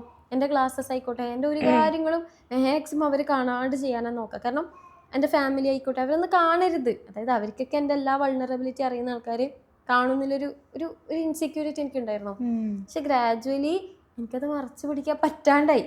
അതായത് എനിക്ക് എത്ര കാലം എന്ന് വെച്ചിട്ടാണ് അവരുടെ ഉള്ളിൽ ഞാൻ എന്താണെന്നുള്ളതും ഞാൻ പഠിപ്പിച്ചുകൊണ്ടിരിക്കുന്നത് എന്താണെന്നുള്ളതും എനിക്കതിങ്ങനെ മറച്ചു വെക്കാനുള്ള ഒരു സ്പേസ് ഇല്ലാണ്ട് പിന്നെ അത് ഇൻസ്റ്റയിലിടുന്നത് ഉമ്മിപ്പി ഫോളോ ചെയ്യുന്നുണ്ടാവും. അപ്പം എനിക്ക് ഇപ്പോഴും ചമ്മലാണ് എൻ്റെ മുന്നിൽ നിന്ന് എന്തെങ്കിലും ഞാൻ എന്താ വെറൈറ്റി മീഡിയൻ്റെ ഇൻ്റർവ്യൂ ആണെങ്കിൽ നിങ്ങൾ എൻ്റെ മുന്നിൽ നിന്ന് കാണല്ല, നിങ്ങൾ വേറെ എവിടെയെങ്കിലും വെയിറ്റ് കണ്ടോ. എൻ്റെ മുന്നിൽ നിന്ന് തന്നെയാണ് എനിക്കൊരു ചമ്മല. കാരണം എനിക്കറിയാം അതിൽ പറയുന്ന കംപ്ലീറ്റ് ഞാൻ ഭയങ്കര പെർഫെക്റ്റ് ആയിട്ടുള്ള ഒരാളൊന്നും അല്ല. സ്റ്റിൽ ഞാൻ ഇവോൾവ് ചെയ്യാണ്. പക്ഷെ പെർഫെക്ഷനിസം നോക്കി നിന്നിട്ടുണ്ടെങ്കിൽ ഞാൻ എവിടെ എത്തൂല. പക്ഷെ ആ ഇവോൾവിങ്ങിൽ ഞാൻ ഒരുപാട് ഇവോൾവ് ചെയ്തിട്ടുണ്ട് എന്നുള്ളത് എനിക്കറിയാം. പണ്ടത്തെ ഞാനല്ല ഇന്നത്തെ ഞാൻ എന്നുള്ളത് എനിക്ക് വ്യക്തമായിട്ട് അറിയാം. എൻ്റെ ഇനി ഒരുപാട് എനിക്ക് ഗ്രോ ചെയ്യാനുണ്ട്. താനും പെർഫെക്റ്റ്. ആ ജേർണിയിൽ അറിയുന്നില്ലെങ്കിലും പിന്നീട് ഒരു പോയിന്റ് എത്തുമ്പോൾ നമ്മളത് അറിയും. കാരണം നമുക്ക് തന്നെ, അതായത് ഞാൻ ഗൈഡ് പറയുന്നൊരു കാര്യമില്ല, നമ്മൾ ലൈറ്റിൽ നിൽക്കുമ്പോൾ നമുക്ക് മനസ്സിലാവില്ല നമ്മൾ ലൈറ്റിലാണ് നിൽക്കുന്നുള്ളത്. ഞാൻ എൻ്റെ കുട്ടികളോട് ബിഹേവ് ചെയ്യുന്ന രീതി ആയിക്കോട്ടെ, അതായത് ഞാൻ എൻ്റെ ടീംമേറ്റ്സിനോട് ബിഹേവ് ചെയ്യുന്ന രീതി, ഞാൻ ഈ ചെയ്തുകൊണ്ടിരിക്കുന്ന കാര്യങ്ങൾ, ഈവൻ എൻ്റെ ഏർണിങ്സ് ഒക്കെ എനിക്ക് ചിന്തിക്കുമ്പോൾ അത് ഭയങ്കര സംഭവമായിട്ട് തോന്നൂല. പക്ഷെ ചില സമയത്ത് പുറത്തുനിന്ന് ഇങ്ങനെ നോക്കുന്ന സമയത്താണ് ഞാൻ അത്യാവശ്യം നല്ല ഉമ്മയാണ്, അത്യാവശ്യം നന്നായിട്ട് ഏൺ ചെയ്യുന്നുണ്ടെന്നുള്ളത് ഞാൻ മനസ്സിലാക്കുന്നത് ഒന്ന് പുറത്തിറങ്ങിയിട്ട് തിരിച്ചു വരുമ്പോൾ. നമ്മൾ ചില സമയത്ത് നമ്മളുടെ തന്നെ ചില ഡാർക്ക്നെസ് ഫേസ് ഉണ്ടാവും. നമ്മൾ സ്ട്രഗിൾ ചെയ്യുന്ന ടൈമൊക്കെ ഉണ്ടാകുന്ന സമയത്താണ് നമ്മൾ ചെയ്തുകൊണ്ടിരുന്നത് അടിപൊളി ആയിരുന്നു എന്നുള്ളത് നമുക്ക് മനസ്സിലാവാം. അപ്പം എനിക്കിപ്പോൾ കുറേയൊക്കെ നോർമലാണ്, അല്ലാണ്ട് ഞാൻ ചെയ്യുന്നത് ഭയങ്കര സംഭവമാണ് എന്നുള്ളതൊന്നും തോന്നുന്നില്ല. നോർമലായിട്ട് കുറേയൊക്കെ മാറി. ആങ്കർ മാനേജ്മെൻ്റ് പേഷ്യൻസ് ആയിക്കോട്ടെ, ക്ഷമാന്ന് പറഞ്ഞ സാധനം. അതായത് ഞാനിവിടെ ഇങ്ങനെ ഇരുന്നിട്ട് ഷിറിന് ഞാൻ വെയിറ്റ് ചെയ്യാൻ 1 മിനിറ്റ് ആണെങ്കിൽ ആ 1 മിനിറ്റ് ഭയങ്കര റെസ്റ്റ്ലെസ് ആവും. എനിക്ക് ചില സമയത്ത് തോന്നും എനിക്ക് എന്തെങ്കിലും രോഗകാനുണ്ടോ തോന്നുന്നു. അത്ര ക്ഷമ എനിക്കില്ല. പക്ഷെ എന്നെ മൂപ്പര് ഈ 2 മക്കളെ ക്ഷമ പഠിപ്പിച്ച് വേണമെങ്കിൽ പറയാം. കാരണം എനിക്കൊരു ഓപ്ഷനും ഇല്ല, ക്ഷമിക്കാണ്ടിരിക്കാൻ എനിക്കൊരു ഓപ്ഷൻ ഇല്ലാണ്ടായപ്പം ഞാൻ ക്ഷമ പഠിച്ച്. അപ്പം അതിൽ മക്കൾ നന്നായിട്ട് എന്നെ ഹെൽപ്പ് ചെയ്തിട്ടുണ്ട്. അതുകൊണ്ട് ഞാൻ എൻ്റെ മദേഴ്സായിട്ടുള്ള എല്ലാവരോടും ഞാൻ പറയും ഇതൊരു ഓപ്പർച്യൂണിറ്റി ആണ്, വലുതാവുന്നതിന് മുന്നേ യൂസ് ചെയ്തോന്ന് അറിയും. അതായത് ആ മക്കളെ വെച്ചിട്ട് നമുക്ക് കുറേ കാര്യങ്ങൾ, മാനേജിങ് പവർ ഉണ്ട്, നമ്മുടെ ലീഡർഷിപ്പ് പവർ ഉണ്ട്, കമ്മ്യൂണിക്കേഷൻ പവർ ഉണ്ട്, പേഷ്യൻസ് എസ്പെഷ്യലി പേഷ്യൻസ് അതെനിക്ക് തന്ന ഒരാൾ എൻ്റെ 2 മക്കളാണ്. കാരണം നജീദക്കൊക്കെ നന്നായിട്ട് അറിയാം പെട്ടെന്ന് ഷോർട്ട് ടെമ്പർ ആവുന്ന ഒരു ടൈമായിരുന്നു ഒരു ടൈമിൽ. ഇപ്പോൾ ഈ പറഞ്ഞ പോലെ തന്നെ നെഗറ്റീവ് കമൻസ് ആയിക്കോട്ടെ എന്തായിക്കോട്ടെ ഒന്നൊരു പ്രശ്നമല്ല എന്നുള്ളൊരു അവസ്ഥയിലേക്ക് അതിനെനിക്ക് പ്രത്യേകിച്ച് ലൈഫിൽ നമ്മൾ പറയല്ലേ എക്സ്പീരിയൻസിനെ കൊണ്ട് കുറേ ആൾക്കാർ ഓരോന്ന് പഠിക്കുന്നത്. എനിക്ക് പുറത്തുനിന്ന് നെഗറ്റീവ് കമൻസ് കുറേ കിട്ടിയിട്ട് അതിൽ തളർന്നിട്ട് സെറ്റായിട്ടുള്ള ഒരാളെന്നല്ല ഞാൻ. കുറേ തോറ്റിട്ട് പതറിയിട്ട് തോൽവിനെ പേടിച്ചിട്ടുള്ള ഒരാളെന്നല്ല ഞാൻ. നാച്ചുറലി ഇപ്പുറത്തുനിന്നുള്ള പേഷ്യൻസ് ഉണ്ടല്ലോ അതെല്ലായിടത്തേക്ക് സ്പ്രെഡ് ചെയ്തിട്ട് പ്രത്യേകിച്ച് അനുഭവ സമ്പത്തൊന്നും ഇല്ലാണ്ട് തന്നെ പേഷ്യൻസിൻ്റെ കാര്യത്തിൽ ഞാൻ കുറേ ഇവോൾവ് ആയിട്ടുണ്ട്. അപ്പോൾ എന്ത് ഉണ്ടെങ്കിലും ഒരു പരിധി വരെ എനിക്ക് നല്ല ക്ഷമയിലിരിക്കാൻ വേണ്ടിയിട്ട് പറ്റും. എനിക്ക് തോന്നുന്നു ഒരുപാട് ഡ്രീംസ് കാര്യങ്ങളൊക്കെ ഉണ്ടെങ്കിലും പലരും പല സംഭവത്തിലേക്കും സ്റ്റെപ്പ് ഇൻ ചെയ്യാതെ മാറി നിൽക്കുന്നതിൻ്റെ ഒരു റീസൺ ഹോസ്റ്റപ്പം നേരത്തെ സംസാരിച്ച ടോക്കിലുള്ള ഫിയർ ഓഫ് ജഡ്ജ്മെൻ്റ് ആണ്. അത് എനിക്ക് തോന്നുന്നു പലരെയും ഭയങ്കര പീക്കിൽ ഹോണ്ട് ചെയ്യുന്ന ഒരു സംഭവം കൂടെ ആയിട്ട് എനിക്ക് ഫീൽ ചെയ്തിട്ടുണ്ട് പലപ്പോഴും ഫിയർ ഓഫ് ജഡ്ജ്മെൻറ്റ് എന്നുള്ളത്. അപ്പം അവരോട് ഹുസ്നക്ക് എന്താ ഷെയർ ചെയ്യാനുള്ളത്? Like they do have A dream, എന്തായാലും ചെയ്യണമെന്നുണ്ട്, പക്ഷേ അവർ തന്നെ ഒരു മെട്രിക്സിൻ്റെ ഉള്ളിൽ കുടുങ്ങിക്കിടക്കുന്നത് പോലെ they are not able to come out of it. അപ്പം അവർക്ക് if there is one wisdom that you can give them, അല്ലെങ്കിൽ എന്തെങ്കിലും ഫ്രം യുവർ ലൈഫ്. അതായത് ഈ ബാക്കിയുള്ളവർ ജഡ്ജ് ചെയ്യുമെന്നുള്ള തോന്നല് നമ്മളെ തന്നെ ജഡ്ജ് ചെയ്യുന്നതിൻ്റെ റിഫ്ലക്ഷനാണ്. ഞാൻ ചിന്തിക്കുകയാണ് എൻ്റെ സംസാരം ആർക്കും ഇഷ്ടാവില്ല എന്നുള്ള ജഡ്ജ്മെൻറ്റിൽ നിന്നാണ് അവർക്ക് എൻ്റെ സംസാരം ഇഷ്ടാവാതിരിക്കുമോ എന്നുള്ള തോന്നൽ എനിക്ക് വരുന്നത്. മാത്രമല്ല നമ്മളെല്ലാം നേരെയായിട്ട് നമ്മൾ എന്തെങ്കിലും ചെയ്യാൻ നിന്നിട്ടുണ്ടെങ്കിൽ നമ്മളൊന്നും ചെയ്യുകയും ചെയ്യില്ല. നമുക്ക് എപ്പോഴാണെന്നറിയോ പഠിച്ചവന് നമ്മളെ മാറ്റുന്നത് എന്നിൽ എനിക്ക് തോന്നിയിട്ടുള്ളത് നമ്മളാ ഒരു സ്റ്റെപ്പ് എടുക്കുന്ന സമയത്തല്ലേ. മാറ്റിയിട്ട് എന്തെങ്കിലും ചെയ്യാന്നുള്ളതിനേക്കാളും കൂടുതൽ എന്തെങ്കിലും ചെയ്യുന്ന സമയത്താണ് നമ്മളെ മാറ്റിക്കൊണ്ടേയിരിക്കുന്നത്. ഇതെനിക്ക് എൻ്റെ ലൈഫിൽ നിന്ന് മനസ്സിലായിട്ടുള്ളൊരു കാര്യം കൂടിയാണ്. അതായത് ഇന്നത് റെഡിയാകാമെന്ന് വിചാരിച്ചിട്ട് ഞാൻ എന്തെങ്കിലും മാറ്റി വെച്ചിട്ടുണ്ടെങ്കിൽ അത് ഇതുവരെ ഞാൻ ചെയ്തിട്ടില്ല. അങ്ങനെ ചെയ്യാത്ത കാര്യങ്ങൾ എൻ്റെ അടുത്തുണ്ട്. പക്ഷേ എനിക്ക് ചെയ്തേ പറ്റുള്ളൂ എന്നുള്ള പോയിന്റിലേക്ക് എനിക്ക് ജഡ്ജ്മെൻറ്റ് ഇരുന്നിട്ടുണ്ടെങ്കിൽ എൻ്റെ കാര്യം നടക്കൂല എന്നുള്ളതിനെ കൊണ്ട് എനിക്ക് ചെയ്യേണ്ടി വന്നിട്ടുള്ള കുറേ കാര്യങ്ങളുണ്ട്. അപ്പോൾ അതിൽ ഞാൻ ഒരുപാട് എനിക്ക് ഗ്രോ ചെയ്യാൻ വേണ്ടിയിട്ടും പറ്റിയിട്ടുണ്ട്.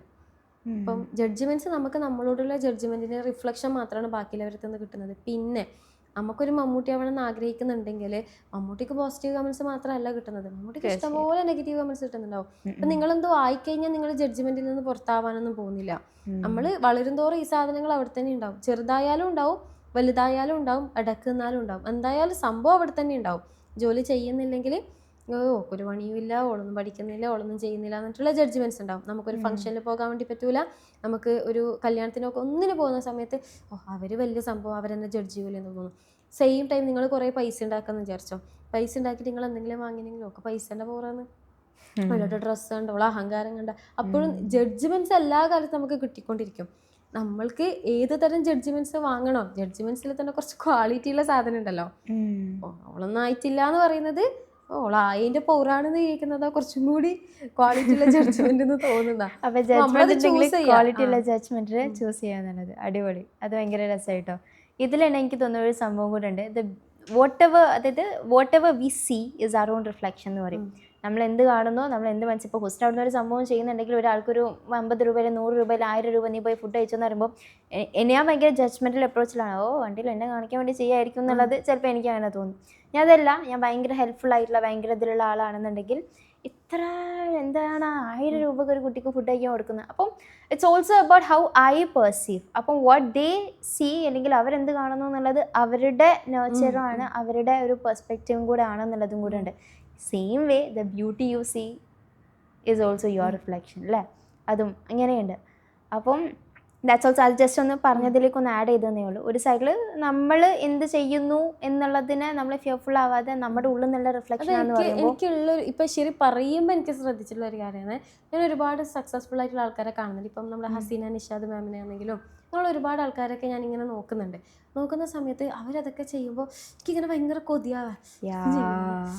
അവർ ഐഫോൺ 70 Pro അപ്പം എൻ്റെ ടീംമേറ്റ്സ് ഇങ്ങനെ അയച്ചു തരും, ഇതാ അവർ കൊടുത്തിട്ടുണ്ടെന്ന് അറിയുമ്പോൾ ഞാൻ എപ്പോഴാ, അതായത് എൻ്റെ ടീംമേറ്റ്സ് അയച്ചു തന്നിട്ട് നോക്ക്, എന്നെ ട്രോളാണ് അവർ ഗ്രൂപ്പിലേക്ക് ഇടുന്നത്, അല്ലാതെ വേറൊന്നും കൊണ്ടല്ലേ, നിങ്ങളിൽ ഇങ്ങനെ ഇരുന്നോട്ടാന്നറിയും. പക്ഷെ ഞാൻ ചിന്തിക്കുന്നത് എനിക്ക് എപ്പോഴും ഇവരെ സർപ്രൈസ് ചെയ്യാൻ വേണ്ടി പറ്റാം, ഞാൻ എപ്പോഴാണ് കൊടുക്കാൻ വേണ്ടിയിട്ട് പോകാന്നല്ലേ.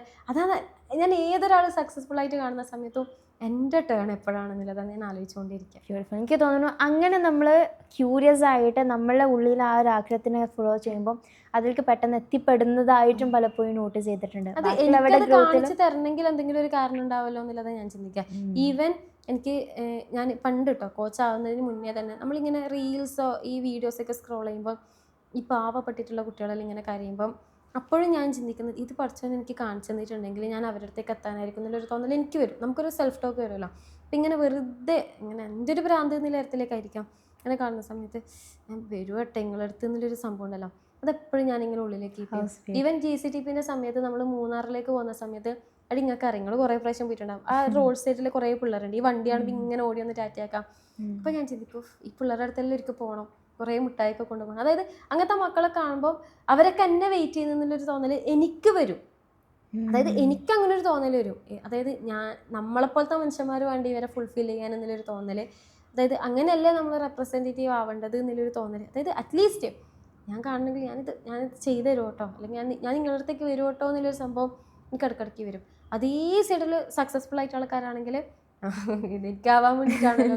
ഈ രണ്ട് സാധനങ്ങളും ഞാൻ കാണുന്നതൊക്കെ എനിക്ക് വേണ്ടിയിട്ടുള്ളതാണെന്നുള്ളൊരു തോന്നൽ. ഞാൻ നമ്മുടെ വേറെ ഏതൊരു ഇൻസൈറ്റ്സിൽ പറഞ്ഞിട്ടുണ്ടായിരുന്നു, നമ്മൾ ആൽക്കമിസ്റ്റിൽ പറഞ്ഞൊരു കൂട്ട്, അല്ലെങ്കിൽ എവിടേക്കോ വായിച്ചിട്ടുള്ള, അല്ലെങ്കിൽ എനിക്ക് ഫീൽ ചെയ്തിട്ടുള്ളൊരു സംഭവമാണ് ഞാനും ഭയങ്കരമായിട്ട് ഹോൾഡ് ചെയ്യുന്നത്. എൻ്റെ ഉള്ളിലേക്ക് അങ്ങനെ ഒരു ആഗ്രഹം ഇട്ട് തന്നിട്ടുണ്ടെങ്കിൽ, അല്ലെങ്കിൽ ബാക്കിയുള്ളവർക്കൊന്നും ഇത് തോന്നില്ലല്ലോ, പക്ഷെ എനിക്കിത് തോന്നുന്നുണ്ടെങ്കിൽ why is it for me. അപ്പം എൻ്റെ അപ്പുറത്ത് വേറെ ഒരാളിരിക്കുന്ന അവിടെ ഉണ്ട്, എൻ്റെ സിസ്റ്റേഴ്സ്, എൻ്റെ ഫ്രണ്ട്സ്, എൻ്റെ സിബ്ലിങ്സ്, എൻ്റെ കൊളീഗ്സിൻ്റെ, പക്ഷെ അവർക്കൊന്നും ഇതിൻ്റെ അകത്ത് ഇതിനോടുള്ള ക്രേസ് എനിക്ക് എന്തുകൊണ്ടാണ് എന്ന് പറയുന്നത് ചിലപ്പോൾ നമ്മൾക്ക് നമുക്കുള്ള ഒരു ഗൈഡൻസും കൂടെ ആയിട്ടാണ് പലപ്പോഴും ഞാനും പെർസീവ് ചെയ്യാറുള്ളത്. ഭയങ്കര എനിക്ക് റിലേറ്റബിൾ ആയിട്ടുള്ള ഒരു സംഭവമാണ്. ഇതിലൊറ്റ കാര്യം കൂടെ ചോദിച്ചിട്ട് ഈ സെഗ്മെൻറ്റ് ഞാനൊന്ന് പോസ് ചെയ്യാൻ പോവാണ്. നേരത്തെ ഹുസ്ന പറഞ്ഞു ഞാൻ ഇങ്ങനെ ഫിയർ ഓഫ് ജഡ്ജ്മെൻറ്റ് നോക്കി നിൽക്കുകയാണെന്നുണ്ടെങ്കിൽ ഞാനിതൊന്നും ചെയ്യലുണ്ടാവില്ലായിരുന്നു എന്ന് പറഞ്ഞു. അതെനിക്ക് ജഡ്ജ്മെൻറ്റ്സിന് ഫിയർ ഇല്ലാത്തതുകൊണ്ടല്ല കേട്ടോ ശരി. കാരണം ഇപ്പം ഷെറീനോട് ഞാൻ ഇങ്ങനെ പറയുന്നതിൽ കുറേയൊക്കെ എന്നെ തന്നെ ഞാൻ പൊക്കുന്നതാണെന്നുള്ളത് എനിക്കറിയാം. അതറിയുന്ന സമയത്ത് എനിക്കറിയാം ഇത് ഓളെ തന്നെ പൊക്കുന്നതെന്നുള്ളൊരു തോന്നൽ വരുന്നുണ്ട്. ഞാൻ പക്ഷെ ആ ഫിയറിൽ ഞാൻ എനിക്ക് പറയാനുള്ളതും എന്നെ പറ്റിയിട്ട് ഞാൻ തന്നെ പറയണ്ടേ. എൻ്റെ ആഗ്രഹങ്ങൾ ഇതാണ്, എൻ്റെ സ്വപ്നങ്ങൾ ഇതാണ്, എൻ്റെ ഇൻറ്റൻഷൻ ഇതാണ്. എൻ്റെ അത് പറയുമ്പം എനിക്കൊരു തോട്ട് വരുന്നുണ്ട്. ചിലപ്പോൾ അതെൻ്റെ ലിമിറ്റേഷനിൽ നിന്നും കൂടി ആയിരിക്കാം. ഇത് കാണുന്ന ആൾക്കാർ ഭയങ്കര പോസിറ്റീവായിട്ട് എടുക്കുന്ന ആൾക്കാരൊന്നും ആയിരിക്കൂല. പക്ഷെ അപ്പോഴും this is my truth. Exactly. അപ്പം അത് പേടിയില്ലായിട്ടൊന്നല്ല, എനിക്ക് പേടിയുണ്ട്. പക്ഷെ ഞാൻ പറയേണ്ടത് ഞാൻ തന്നെ പറയണല്ലോ. തീർച്ചയായിട്ടും അതാരും വരുന്നു നിൽക്കില്ല. വന്നിട്ട് എന്നെ എൻ്റെ പൊക്കൂലല്ലോ. ചോദ്യം എന്തായിരുന്നു എന്ന് വെച്ചാൽ, ഇതേപോലെ ഹുസ്ന ഫിയർ ഓഫ് ജഡ്ജ്മെൻറ്റിൽ നിന്നൊരു പോയിന്റ് പോസ് ചെയ്തു, പക്ഷേ ഇതെനിക്ക് ചെയ്തേ പറ്റൂ എന്ന് പറഞ്ഞ് ഇറങ്ങി തിരിച്ചിട്ട് ശരിയായിട്ടുള്ള സക്സസ്ഫുൾ ആയിട്ടുള്ള ഒരുപാട് കാര്യങ്ങൾ തീർച്ചയായിട്ടും. അപ്പം അതിൽ ഹുസ്നക്ക് ഇപ്പോൾ സ്ട്രൈക്ക് ചെയ്യുന്ന ഒരു കാര്യം ഒന്ന് ഷെയർ ചെയ്യും. അതെന്ന് പറയുന്നത് ഈ പറഞ്ഞ ഈ കുടുംബ സംഗമത്തിനൊക്കെ ക്ലാസ് എടുക്കാൻ നിൽക്കുമ്പോൾ ഞാൻ പോകില്ല. ഞാൻ പറയും ഞാൻ കുടുംബത്തിൻ്റെ ഉള്ളിൽ ഞാൻ ക്ലാസ് എടുക്കില്ല എന്നറിയും. പക്ഷെ എടുത്തു കഴിഞ്ഞ സമയത്ത് എല്ലാവരും ഭയങ്കര ഇങ്ങനെ നിൽക്കുന്നുണ്ട്. അത് കുഴപ്പമില്ല. അതായത് പിന്നെ എനിക്ക് തോന്നുന്നത് എന്നെ അങ്ങനെ ആരും എനിക്ക് പേടിയേ ഉള്ളൂ കേട്ടോ. ജഡ്ജ് ചെയ്യുമെന്നല്ലേ പേടിയുള്ളൂ. എൻ്റെ കുടുംബത്തിൽ നിന്ന് ഇവൻ എൻ്റെ എല്ലാ തല്ലുള്ളിത്തരം അറിയുന്ന ഉമ്മയാണെങ്കിലും ഇതിൻ്റെ പേരിൽ എന്നെ ജഡ്ജ് ചെയ്തിട്ടില്ല. അതായത് എന്താ പറയുക, ഞാൻ പറഞ്ഞ കാര്യങ്ങൾ വെച്ചിട്ട് നീ അതെന്താ അങ്ങനെ പറഞ്ഞത്, നീ ഇങ്ങനെ ആയിട്ട് എന്നുള്ളത് ജഡ്ജ് ചെയ്തിട്ടില്ല. അതൊരു ബ്ലെസ്സിങ് ആയിട്ട് എനിക്ക് കാണുന്നത്. അതും കൂടി കിട്ടുമ്പോഴേക്കും നമ്മൾ കുറച്ചും കൂടി തളരാൻ തോന്നുന്ന. അറ്റ്ലീസ്റ്റ് അതെന്നോട് പറഞ്ഞിട്ടില്ല ആരും. Okay fine. അപ്പോൾ വിത്ത് ദിസ് നമ്മൾ ഈ ഒരു സെഗ്മെൻറ്റ് ഒന്ന് പോസ് ചെയ്യാൻ പോവാണ്. അടുത്തതായിട്ട് ഒരുപാട് സ്ഥലത്തൊക്കെ ഉണ്ടാവും, യു വുഡ് ഹാവ് ഹേർഡ്. ഇനി അടുത്ത നമ്മൾ മൂവ് ചെയ്യാൻ പോകുന്നത് ഇറ്റ്സ് എ റാപ്പിഡ് ഫയർ. അപ്പം ക്വസ്റ്റ്യൻ ചെയ്യേണ്ടത് എന്താണെന്ന് വെച്ച് കഴിഞ്ഞാൽ, ഞാൻ ചോദിക്കുന്ന കാര്യങ്ങൾക്ക് ഫസ്റ്റ് സ്ട്രൈക്ക് ചെയ്യുന്ന സംഭവം ഒന്ന് ഷെയർ ചെയ്യാന്നുള്ളതാണ്. Okay, so moving on. റെഡിയാണോ? യെസ്. യാ. പ്രൊക്കാസ്റ്റിനേഷൻ ചെയ്യുന്ന ഒരാൾക്ക് അതിനെ പെട്ടെന്ന് മറികടക്കാൻ ഹെൽപ്പ് ചെയ്യുന്ന ഒരുപാട് കാര്യങ്ങളുണ്ടാവും. പക്ഷേ അങ്ങനെ എപ്പോഴും അവർക്ക് ഹോൾഡ് ചെയ്യാൻ പറ്റുന്ന ഒരു കോട്ട് ഒന്ന് ഷെയർ ചെയ്യും, പ്രൊക്കാസ്റ്റിനേഷൻ ഓവർകം ചെയ്യാൻ. അയ്യോ, ഇത് വല്ലാത്തൊരു പണിയായതുകൊണ്ട്. അല്ലെങ്കിൽ ഹുസ്ന ചെയ്തിട്ടുള്ള ഒരു കാര്യം ഷെയർ ചെയ്യാം. ഞാൻ എപ്പോഴും ചെയ്തുകൊണ്ടിരിക്കുന്ന കാര്യം 100 ഡേയ്സ് ചലഞ്ച്. എൻ്റെ റൂം നോക്കിയിട്ടുണ്ടെങ്കിൽ അതിൽ ഓരോ കാര്യങ്ങളും ഞാൻ ചെയ്തുകൊണ്ടിരിക്കുന്ന കുഞ്ഞു കുഞ്ഞു സ്റ്റെപ്സ്. യെസ്, ഇതാണ് എനിക്ക് തോന്നുന്നത് ഈ ഒരു ടിപ്പ്. അതായത് ഞാനിപ്പം എനിക്കൊരു കാര്യം അലക്കണമെങ്കിലുണ്ടല്ലോ, ഞാൻ ഡയറക്റ്റ്ലി പോയിട്ട് ഡ്രസ്സ് കംപ്ലീറ്റ് ആയിട്ട് എടുത്ത് അലക്കാൻ വേണ്ടിയിട്ട് ഇറങ്ങില്ല. ഫസ്റ്റ് സ്റ്റെപ്പ് ബക്കറ്റിലിട്ട് വെക്കാം, സെക്കൻഡ് സ്റ്റെപ്പ് മുറ്റത്തെടുത്ത് വെക്കാം. നിങ്ങൾ വിശ്വസിക്കുമെന്നുള്ളത് അറിയില്ല, മുറ്റത്തേക്ക് എടുത്ത് വെക്കാം. തേർഡ് സ്റ്റെപ്പ് അലക്കുക, ഫോർത്ത് സ്റ്റെപ്പ് ആറിയിടാം. ഇതിന് 4 എൻ്റെ ടു ഡു ലിസ്റ്റിലുണ്ടാവും. അപ്പം ഒന്ന് ചെയ്ത് ടിക്കറ്റിട്ട് മാത്രമേ അടുത്തത് ചെയ്യുള്ളൂ. എന്നാലേ എനിക്കൊരു സാറ്റിസ്ഫിക്കേഷൻ വരുള്ളൂ. ഈവൻ ഞാൻ ഒരാൾക്ക് ഒരു 10,000 രൂപ കടം കൊടുക്കാനുണ്ടെങ്കിൽ ഞാൻ 10,000 രൂപ ഒന്നിച്ചിട്ട് കൊടുക്കൂല. എൻ്റെ ഒരു മൈൻഡ് സെറ്റ് എന്ന് പറയുന്നത് 1000 കൊടുത്ത് സാറ്റിസ്ഫിക്കേഷനായി, ഇനി 9,000 ഉള്ളൂ. അതിങ്ങനെ കുറേ എഴുതി വെച്ചിട്ട് അതിങ്ങനെ കുറഞ്ഞ് കാണുമ്പോൾ ഉണ്ടാവുന്നൊരു സാറ്റിസ്ഫിക്കേഷൻ അല്ല. Simple simple simple steps. തായിൽ ക്ലീൻ ചെയ്യാം, മേലെ ക്ലീൻ ചെയ്യാം, എന്താ പറയുക, മാമാസ് കിങ്ഡത്തിലുള്ള പേഴ്സണൽ മെസ്സേജസ് നോക്കാം, ഇൻസ്റ്റയിലുള്ള മെസ്സേജസ് നോക്കാം, പേഴ്സണൽ വാട്സപ്പിലുള്ള മെസ്സേജസ് നോക്കാം, ഇന്നാൾക്ക് റിപ്ലൈ കൊടുക്കുക, ഇന്നാളെ കോൾ ചെയ്യാനുണ്ട്, ഈവൻ ഫാമിലീനെ കോൾ ചെയ്യണമല്ലോ നമുക്ക്, അതുപോലെ എൻ്റെ ടു ഡു ലിസ്റ്റിൽ ഇട്ട് വെക്കും. അങ്ങനെ ചെയ്യുന്ന സമയത്ത് കുറച്ചും കൂടി ആ ടിക്കിടേണ്ട ഒരു രസത്തിൽ ഞാൻ കുറേ കാര്യങ്ങൾ ചെയ്യുന്നുണ്ട്. അല്ലാതെ എൻ്റെ മൈൻഡിൽ നിന്ന് ഇങ്ങനെ കറങ്ങുകയാണെങ്കിൽ ഇതിങ്ങനെ കറങ്ങിക്കൊണ്ടിരിക്കും. ഓക്കെ, അപ്പോൾ പ്രൊക്കാസ്റ്റിനേഷൻ ഒഴിവാക്കാൻ ചെറുതായിട്ട് സ്റ്റാർട്ട് ചെയ്യുക, അതിനെ ഫ്രാഗ്മെന്റ്സ് ആയിട്ട് 1 by 1 ആയിട്ട് ചെയ്തു പോകുന്നുണ്ട്. Great. First thing that you do when you feel stressed? Stress ആവുന്ന സമയത്ത് ഫസ്റ്റ് തിങ് ഞാൻ എൻ്റെ അനിയത്തിനോട് പിള്ളേർ നോക്കാൻ പറഞ്ഞു ഞാനൊന്ന് മാറി ഫോൺ നോക്കൂ. ഓക്കെ, ഫോൺ സ്ക്രോൾ ചെയ്യാന്നുള്ളതാണ്. അതായത് എനിക്ക് സ്ട്രെസ് ആകുന്നതിൻ്റെ മെയിൻ റീസണ് എനിക്ക് എൻ്റെ ഒരു ടൈം കിട്ടാണ്ട്. അതായത് കുട്ടികൾ ഇങ്ങനെ രണ്ടാൾക്കൊരും കൂടി ഒരുമിച്ച് കഴിയുമ്പോൾ അതാണ് എനിക്ക് യൂഷ്വലി ഉണ്ടാകുന്നത്. അപ്പോൾ എനിക്ക് എന്തെങ്കിലും ചെയ്യാൻ കാര്യങ്ങൾ ഉണ്ടാകുമ്പോൾ ഇത് ചെയ്യാൻ വേണ്ടി പറ്റാതിരിക്കുമ്പോഴാണ് സ്ട്രെസ് ആവുക യൂഷ്വലി. അപ്പം അല്ലാണ്ട് വേറെ പ്രത്യേകിച്ച് കാരണം കൊണ്ട് എനിക്ക് അങ്ങനത്തെ സ്ട്രെസ് ഇല്ല. പ്രാക്ടിക്കലി ഇതാണ് എൻ്റെ ഒരു സ്ട്രെസ്സിൻ്റെ എലമെൻറ്റ് എന്ന് പറയുന്നത്. അപ്പം തന്നെ ഞാൻ അനിയത്തിനെ വിളിക്കും. ഓക്ക് വെറുതെ ഒന്നും പിള്ളേർ നോക്കൂല കേട്ടോ. ഒരു 20 മിനിറ്റ് ഫോൺ തരാമെന്നുള്ളത് പറയും. എൻ്റെ കുട്ടികളെ ഒരു 10 മിനിറ്റത്തേക്ക് ആക്കിയിട്ട് ഞാൻ വെറുതെ ഇരുന്നിട്ട് ഒന്നിക്കൽ ഇങ്ങനെ കിടക്കും, അല്ലെങ്കിൽ ഫോൺ ഇങ്ങനെ സ്ക്രോൾ ചെയ്യും. അത് കഴിഞ്ഞിട്ട് പിന്നെ വേറൊരു കാര്യം, ഞാൻ മുട്ടായി വാങ്ങി തിന്നല്. Dairy Milk is my stress buster. Okay fine. ഒരു ബുക്ക് ബിഗിനേഴ്സിന് സ്പെഷ്യലി സെൽഫ് ഡെവലപ്മെൻറ്റ് ജേർണിയിലേക്ക് തുടങ്ങുന്ന ഭാഗമായിട്ട് ഒരു ബിഗിനേഴ്സിന് ഒരു ബുക്ക് സജസ്റ്റ് ചെയ്യാനുണ്ടെങ്കിൽ what would that book be? ഞാൻ സീക്രട്ട് എന്നുള്ള പുസ്തകം ഞാൻ സജസ്റ്റ് ചെയ്യും. അതിനൊരുപാട് ആൾക്കാർ അഗെയിൻസ്റ്റ് ആയിട്ടുണ്ടെങ്കിലും അതിൽ നിന്ന് കിട്ടുന്ന കുറേ ത്രെഡ് ഉണ്ട്. അത് അടിപൊളിയായിരിക്കും സീക്രട്ട്. അറ്റ്ലീസ്റ്റ് നമുക്കൊരു പെർസ്പെക്റ്റീവ് ഷിഫ്റ്റ് എങ്കിലായിട്ട് നമുക്ക് തരും.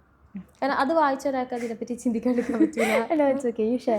അതെ, അത് വായിച്ച ഒരാൾക്ക് അതിനെ പറ്റിയിട്ട് ചിന്തിക്കാണ്ടിരിക്കാൻ വേണ്ടി പറ്റൂല.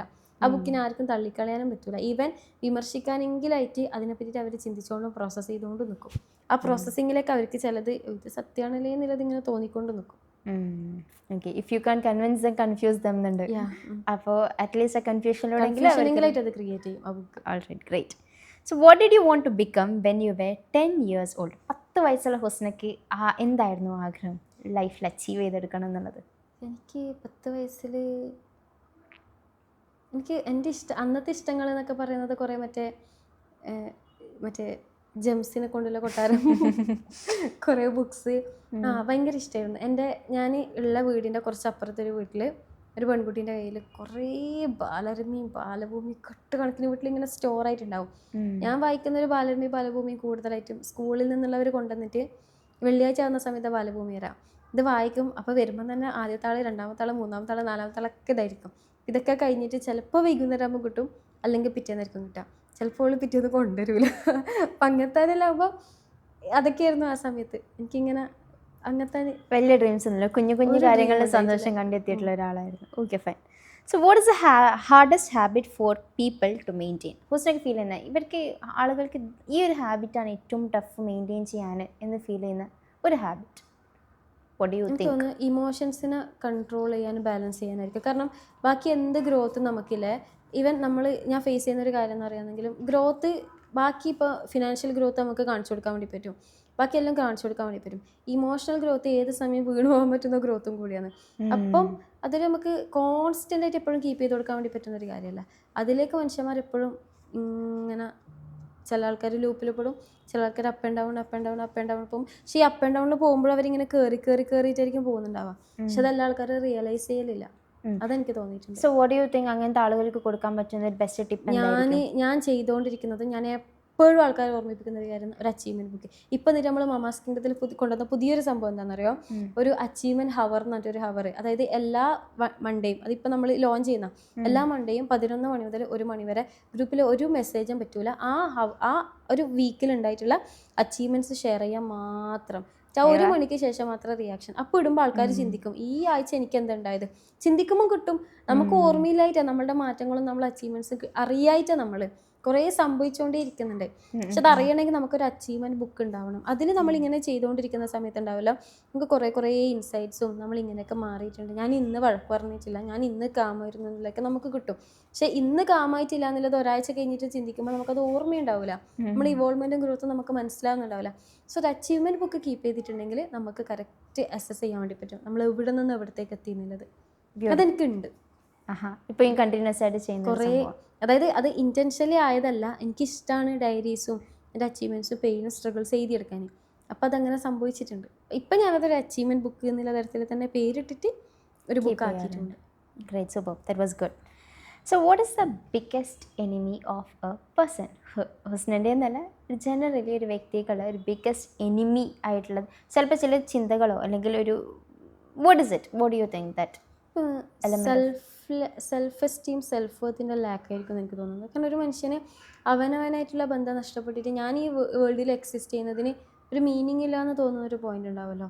അറ്റ്ലീസ്റ്റ് നമുക്ക് ഒന്ന് എന്തെങ്കിലും ചെയ്യണമെങ്കിൽ ഞാൻ ജീവിക്കുന്നുണ്ടതിന് എന്തെങ്കിലും ഒരു മീനിങ് നമുക്ക് കിട്ടണമല്ലോ. അതില്ലാണ്ടും കൂടി ആയിട്ടുണ്ടെങ്കിൽ മനുഷ്യന്മാർ പറ്റ തകർന്നു. Okay, great. Moving on to the next question. ഒരാളിൽ ഏറ്റവും കൂടുതൽ മാറ്റണമെന്ന് ആഗ്രഹിക്കുന്ന അല്ലെങ്കിൽ മാറിക്കാണണം എന്ന് ആഗ്രഹിക്കുന്ന ഒരു ലിമിറ്റിംഗ് ബിലീഫ്? അവനവൻ്റെ ദൈവത്തിനെ പറ്റിയിട്ടുള്ള വിശ്വാസം. കാരണം നമ്മൾ കൂടുതലായിട്ടും കേട്ടിട്ടുള്ളത് ദൈവം നരകത്തിലിടാൻ വേണ്ടിയിട്ടുള്ളത്, അല്ലെങ്കിൽ നമ്മളെ ശിക്ഷിക്കാനുള്ളത്, നമ്മളധികം ഫ്രീഡം എടുത്തിട്ടുണ്ടെങ്കിൽ നമ്മളെ വല്ലാണ്ട് ഇഷ്ടപ്പെടാത്തത്, കൂടുതൽ ചിരിച്ചിട്ടുണ്ടെങ്കിൽ നമുക്ക് സങ്കടം തരും, അനുഗ്രഹങ്ങളൊന്നും പറ്റി പറഞ്ഞിട്ടുണ്ടെങ്കിൽ അപ്പം തന്നെ നമുക്കൊരു കണ്ണേറിട്ട് തരും. ഇങ്ങനെയൊക്കെയാണ് പൊതുവെ നമുക്കൊരു ദൈവത്തിനെ പറ്റിയിട്ടുള്ള ഒരു കോമൺ ആയിട്ടുള്ള ഒരു ബിലീഫ് എന്ന് പറയുന്നത്. പക്ഷെ ദൈവം അങ്ങനെയല്ല. ദൈവത്തിനെ കുറച്ചും കൂടി കൂടുതലായിട്ട് മനുഷ്യന്മാർ മനസ്സിലാക്കിയിട്ടുണ്ടെങ്കിൽ അടിപൊളിയായേനെ എന്നുള്ളൊരു തോന്നൽ പലപ്പോഴും വന്നിട്ടുണ്ട്. Okay, great. 3 values a coach should never compromise. ഒന്ന്, നമ്മളുടെ മുന്നിലുള്ള മനുഷ്യർ നമ്മളെക്കാളും താഴെയല്ല. അതായത് നമ്മൾ ഭയങ്കര പ്രശ്നം പരിഹരിക്കുന്ന ആൾക്കാരും അവർ പ്രശ്നത്തിൽ നിൽക്കുന്ന ആൾക്കാരായിരിക്കും. അപ്പോൾ അവിടെ അവരുടെ പ്രശ്നം പരിഹരിക്കാൻ വേണ്ടിയിട്ട് നമ്മൾ എവിടെയോ ചാനലാക്കി എന്നുള്ളതിനെ നമ്മളെപ്പോഴും റെസ്പെക്റ്റ് ചെയ്യണം. മാത്രമല്ല അവരുടെ പർപ്പസിലേക്ക് അവർ പോകുന്ന ആൾക്കാരാണ്. അവർക്ക് എന്തോ ഒരു കാര്യം ക്ലിയർ ചെയ്യാനുള്ളതുകൊണ്ട് ജസ്റ്റ് ഒന്ന് കയറി ഇറങ്ങിപ്പോകുന്നവരാണ്. അല്ലാണ്ട് നമ്മളെന്തോ അങ്ങനെയൊന്നും ആയിട്ട് അവരെ കാണാതിരിക്കുക, ആ ഒരു രീതിയിലേക്ക് ഒരിക്കലും ട്രീറ്റ് ചെയ്യാതിരിക്കുക. അതേപോലെ തന്നെ ആൾക്കാർ ഒരിക്കലും ജഡ്ജ് ചെയ്യാതിരിക്കുക അവരുടെ കാരണം നമ്മളത്രയും വേഴ്സ്റ്റ് ആയിട്ടുള്ള പ്രശ്നങ്ങൾ കേൾക്കും, അവരുടെ ബാഡ് ഹാബിറ്റ്സ് കാര്യങ്ങളൊക്കെ കേൾക്കുമ്പോൾ ഒരിക്കലും നമ്മൾ ജഡ്ജ് ചെയ്യാതിരിക്കുക. അതേപോലെ തന്നെ നമ്മൾ നമ്മളുടെ ഒരു ന്യൂട്രാലിറ്റി കീപ്പ് ചെയ്യുക. നമ്മളുടെ അതായത് അവരുടെ പ്രശ്നങ്ങൾ പറയുമ്പോൾ നമ്മളങ്ങ് ഇമോഷണലായി പോവാതിരിക്കുക. നമ്മളെപ്പോഴും നമ്മൾ ന്യൂട്രൽ ആയിരിക്കണം. അവരുടെ പ്രശ്നത്തിലേക്ക് ഇറങ്ങാതിരിക്കുക, കയറാതിരിക്കുക. അവരുടെ സന്തോഷത്തിൽ ഭയങ്കര ഹൈപ്പാവാതെയും ആ ഫീഡ്ബാക്കിൽ ഭയങ്കര അങ്ങ് കയറിപ്പോവാതെയും പ്രശ്നത്തിൽ അങ്ങ് ഇല്ലാണ്ടായി പോകാനും പറ്റില്ല എന്നുള്ളതാണ്. ബ്യൂട്ടിഫുൾ. അതിൽ പറഞ്ഞിട്ടുള്ളൊരു സംഭവം അവരൊരിക്കലും ജഡ്ജ് ചെയ്യാതെ നിൽക്കാന്നുള്ളത്. എനിക്ക് തോന്നുന്നു അവിടെ നമ്മൾ ജഡ്ജ് ചെയ്യുന്നിടത്ത് ഒരു കോച്ച് എന്നുള്ളതിൻ്റെ വാല്യൂവും നമ്മളിൽ ഇല്ലാണ്ടായി പോവാണ് എന്നുള്ളതും കൂടി ഞാൻ മനസ്സിലാക്കുന്നത്. It was great. സോ അടുത്ത question, your coaching role model ആരാണ്? ഗൈഡ്. നോ ഡൗട്ടില്ല. കുഴപ്പമില്ല. ഗൈഡിൽ ഏറ്റവും കൂടുതൽ അഡ്മയർ ചെയ്യുന്നൊരു കാര്യം എന്താ? ഒന്ന് മൂപ്പരുടെ വിസ്ഡം ഫ്ലോ. നമ്മൾ എന്താ പറയുക, ഒരു മണിക്കൂറൊക്കെ എടുക്കുമെന്ന് വിചാരിച്ചത് മൂപ്പര് നിർത്തൂല, ഇങ്ങനെ പോകും. അതായത് അത് ആൾക്കാരുള്ളൊരു കമ്മിറ്റ്മെൻറ്റും കൂടിയാണ്. അത്ര അടിപൊളിയായിട്ട് ഉള്ളൊരു വിസ്ഡം ഫ്ലോ ഉണ്ടാവും. അപ്പം ഗൈഡ് ഇതുവരെ സെഷൻ ടൈമിൽ നിർത്തിയിട്ടില്ല. ഞാൻ ഇപ്പം ഇറങ്ങുന്നൊക്കെ പറഞ്ഞിട്ട് കയറും. കോമഡിയാണ്. ഓക്കെ, ഞാൻ കൺക്ലൂഡ് ചെയ്യാൻ പോവാന്ന് പറഞ്ഞിട്ട് കൺക്ലൂഷൻ ഉണ്ടാവും. കേൾക്കുന്നുണ്ടല്ലോ അല്ലേ? ഭയങ്കര അഡ്മയർ ചെയ്യുന്നൊരു കാര്യം. Super. Greatest appreciation you got as A coach? കുറേ ഉണ്ടല്ലോ, ലിസ്റ്റ് ചെയ്യണോ? എനിക്ക് കിട്ടിയിട്ടുള്ളൊരു കാര്യം എന്താണെന്ന് അറിയാം. എനിക്കൊരിക്കൽ ഇവൻറ്റിൻ്റെ അന്ന് ഒരാൾ പറഞ്ഞൊരു കാര്യമുണ്ട്, ഒരുപാട് ഉമ്മമാരുടെ പ്രാർത്ഥനക്കുള്ള ഉത്തരാണ് കേട്ടോ ഹുസ്ന എന്നുള്ളത്. അതായത് ഞാൻ ഒരുപാട് ആൾക്കാരുടെ പ്രയറിൻ്റെ ഉത്തരമാണ്, ഒരുപാട് ആൾക്കാർ പ്രാർത്ഥിച്ചിട്ടുണ്ട് നമ്മളെ വിഷമം മാറ്റണം എന്നുള്ളത്, അതിന് പഠിച്ചു തന്നിട്ടുള്ള ഉത്തരാണ് നീ നമുക്ക് എന്നുള്ളത് പറഞ്ഞ സമയത്ത് അതെനിക്ക് ഭയങ്കര ഒരു അത് സന്തോഷം എന്നുള്ളതിനേക്കാളും കൂടുതൽ ഇറ്റ്സ് എ റെസ്പോൺസിബിലിറ്റി. തീർച്ചയായിട്ടും. ബ്യൂട്ടിഫുൾ. എനിക്ക് തോന്നുന്നു that is one of the greatest thing ലൈഫിൽ എപ്പോഴും നമുക്ക് ഹൃദയത്തിൽ ചേർത്ത് വെക്കാൻ പറ്റുന്ന ഒരു കോംപ്ലിമെൻറ്റും കൂട്ടാണത്. അതിനി ഇനി മുന്നോട്ടേക്കുള്ള ജേർണിയിലും അതിന് ഏറ്റവും ബെസ്റ്റായിട്ട് ഹോൾഡ് ചെയ്യാനും അതിനോട് കൂറ് പുലർത്താനും ആ പേർപ്പസിന് ഏറ്റവും ബെസ്റ്റ് ആയിട്ടുള്ള രീതിയിൽ തന്നെ ലീഡ് ചെയ്യാനും പറ്റിയിട്ട് best wishes to you. Thank you so much. Last one question. Husna through ജീവിതം മാറിയിട്ടുള്ള ഒരുപാട് വ്യക്തികളുണ്ട്, ഒരുപാട് പേരുണ്ട്, ഒരുപാട് ഉമ്മമാരുണ്ട്, കുട്ടികളുണ്ട്, പലരുണ്ട്. ഹുസ്നൻ ഇപ്പോൾ അഡ്മയർ ചെയ്യുന്ന ആളുകളുണ്ട്. അവരിൽ നിന്നൊക്കെ കേട്ടിട്ടുള്ള സ്റ്റോറീസും ഹുസ്നൻ എപ്പോഴും ഉള്ളിൽ കൊണ്ട് നടക്കുന്ന ഒരു ട്രാൻസ്ഫോർമേഷണൽ സ്റ്റോറി അല്ലെങ്കിൽ അങ്ങനത്തെ ഒരു ഒരുപാടുണ്ട്. പക്ഷെ അതിലേറ്റവും ഒന്ന് പറയുകയാണെങ്കിൽ ഒരു ലേഡി, ആ ലേഡി നമ്മുടെ മമാസ് കിങ്ഡത്തിലേക്ക് വരുന്നത് ആൾ ഇദ്ദയിൽ കിടക്കുന്ന സമയത്താണ്. ആളുടെ കുട്ടിക്ക് 1.5 വയസ്സുള്ള സമയത്ത് ഹസ്ബൻഡ് ഗൾഫിൽ നിന്ന് വരികയാണ്. പെരുന്നാക്കാണ് വരുന്നത്. അങ്ങനെ പെരുന്നാക്കത്തെ സെൽഫി കാര്യങ്ങളൊക്കെ ആൾ അയച്ചു തന്നിട്ടുണ്ടായിരുന്നു. ഉമ്മയും ഹസ്ബൻഡും അനിയനൊക്കെ ആയിട്ട് കുട്ടിയായിട്ട് സെൽഫി എടുത്തു. അവർ ബീച്ചിലേക്ക് പോയി. ബീച്ചിൽ ഹസ്ബൻഡ് ഇറങ്ങി, ഹസ്ബൻഡിനെ തിരയെടുത്തു. ഹസ്ബൻഡിനെ രക്ഷിക്കാൻ അനിയൻ ഇറങ്ങി, അനിയനെയും തിരയെടുത്തു.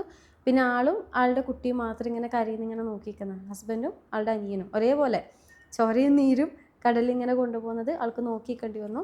ആ കാലത്താണ് ആൾ മമാസ് കിങ്ഡത്തിലേക്ക് എത്തിയത്. ആൾ പറഞ്ഞു എനിക്കൊരു ഹോപ്പും ഇല്ല, ഞാൻ എന്താ ചെയ്യേണ്ടത് എനിക്കറിയില്ല എന്നുള്ളത്. പക്ഷെ അവിടെ നമുക്ക് ആളെ റൈസ് ചെയ്തെടുക്കാൻ വേണ്ടിയിട്ട് പറ്റി. എൻ്റെ ഈ അടുത്ത ആളുടെ സെക്കൻഡ് മാരേജ് കഴിഞ്ഞു.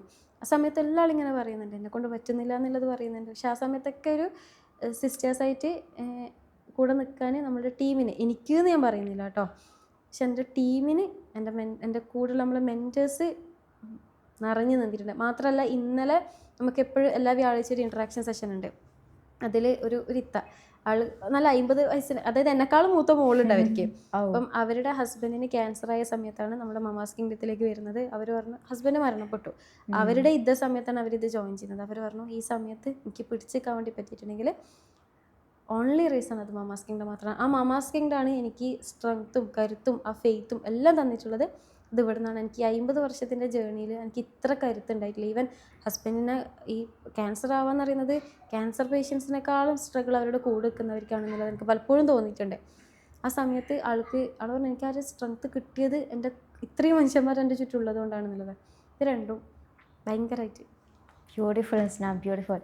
May you continue to remain the light in many lives. ഒരുപാട് പേരുടെ ലൈഫിലേക്ക് ഇനിയും വെളിച്ചം തെളിച്ചു കൊടുക്കാൻ ഹുസ്നക്ക് പറ്റട്ടെ. ആത്മാർത്ഥമായിട്ട് വിഷ് ചെയ്യാനും പ്രേ ചെയ്യാണ്. എനിക്ക് തോന്നുന്നു ഹുസ്നയിലൂടെ ഇനി ഒരുപാട് പേരുണ്ട്. There still a lot of people around the globe waiting for you. അവരിലേക്കൊക്കെ ഏറ്റവും ഈസി ആയിട്ട് തന്നെ ഏറ്റവും ബെസ്റ്റ് ആയിട്ടുള്ള രീതിയിലേക്ക് കോൺക്വർ ചെയ്തെടുക്കാൻ പറ്റട്ടെ എന്നുള്ളതാണ്. And for us having you in our team അതും ഭയങ്കര വലിയൊരു സംഭവം തന്നെയാണ്. കാരണം ഇത്രയും പവർഫുൾ ആയിട്ടുള്ള ഇത്രയും കോച്ചിങ്ങിനെയും അല്ലെങ്കിൽ ഇത്രയും ഓരോ കുഞ്ഞു കാര്യങ്ങളെ പോലും വാല്യൂ ചെയ്തിട്ട് ആളുകൾക്ക് റെപ്രസെൻറ്റ് ചെയ്യാനും ഒരു മോഡൽ ചെയ്യാനൊക്കെ പറ്റുന്ന ഒരാൾ നമ്മുടെ ടീമിലും കൂടെ ഉണ്ടെന്ന് പറയുമ്പോൾ ഞങ്ങൾക്കും വലിയൊരു ഗ്രേറ്റ് ആയിട്ടുള്ളൊരു സംഭവം തന്നെയാണ്. So thank you so much. So with this we are giving a short conclusion to today's coaching insight. So thank you so much for watching everyone. See you all on next one.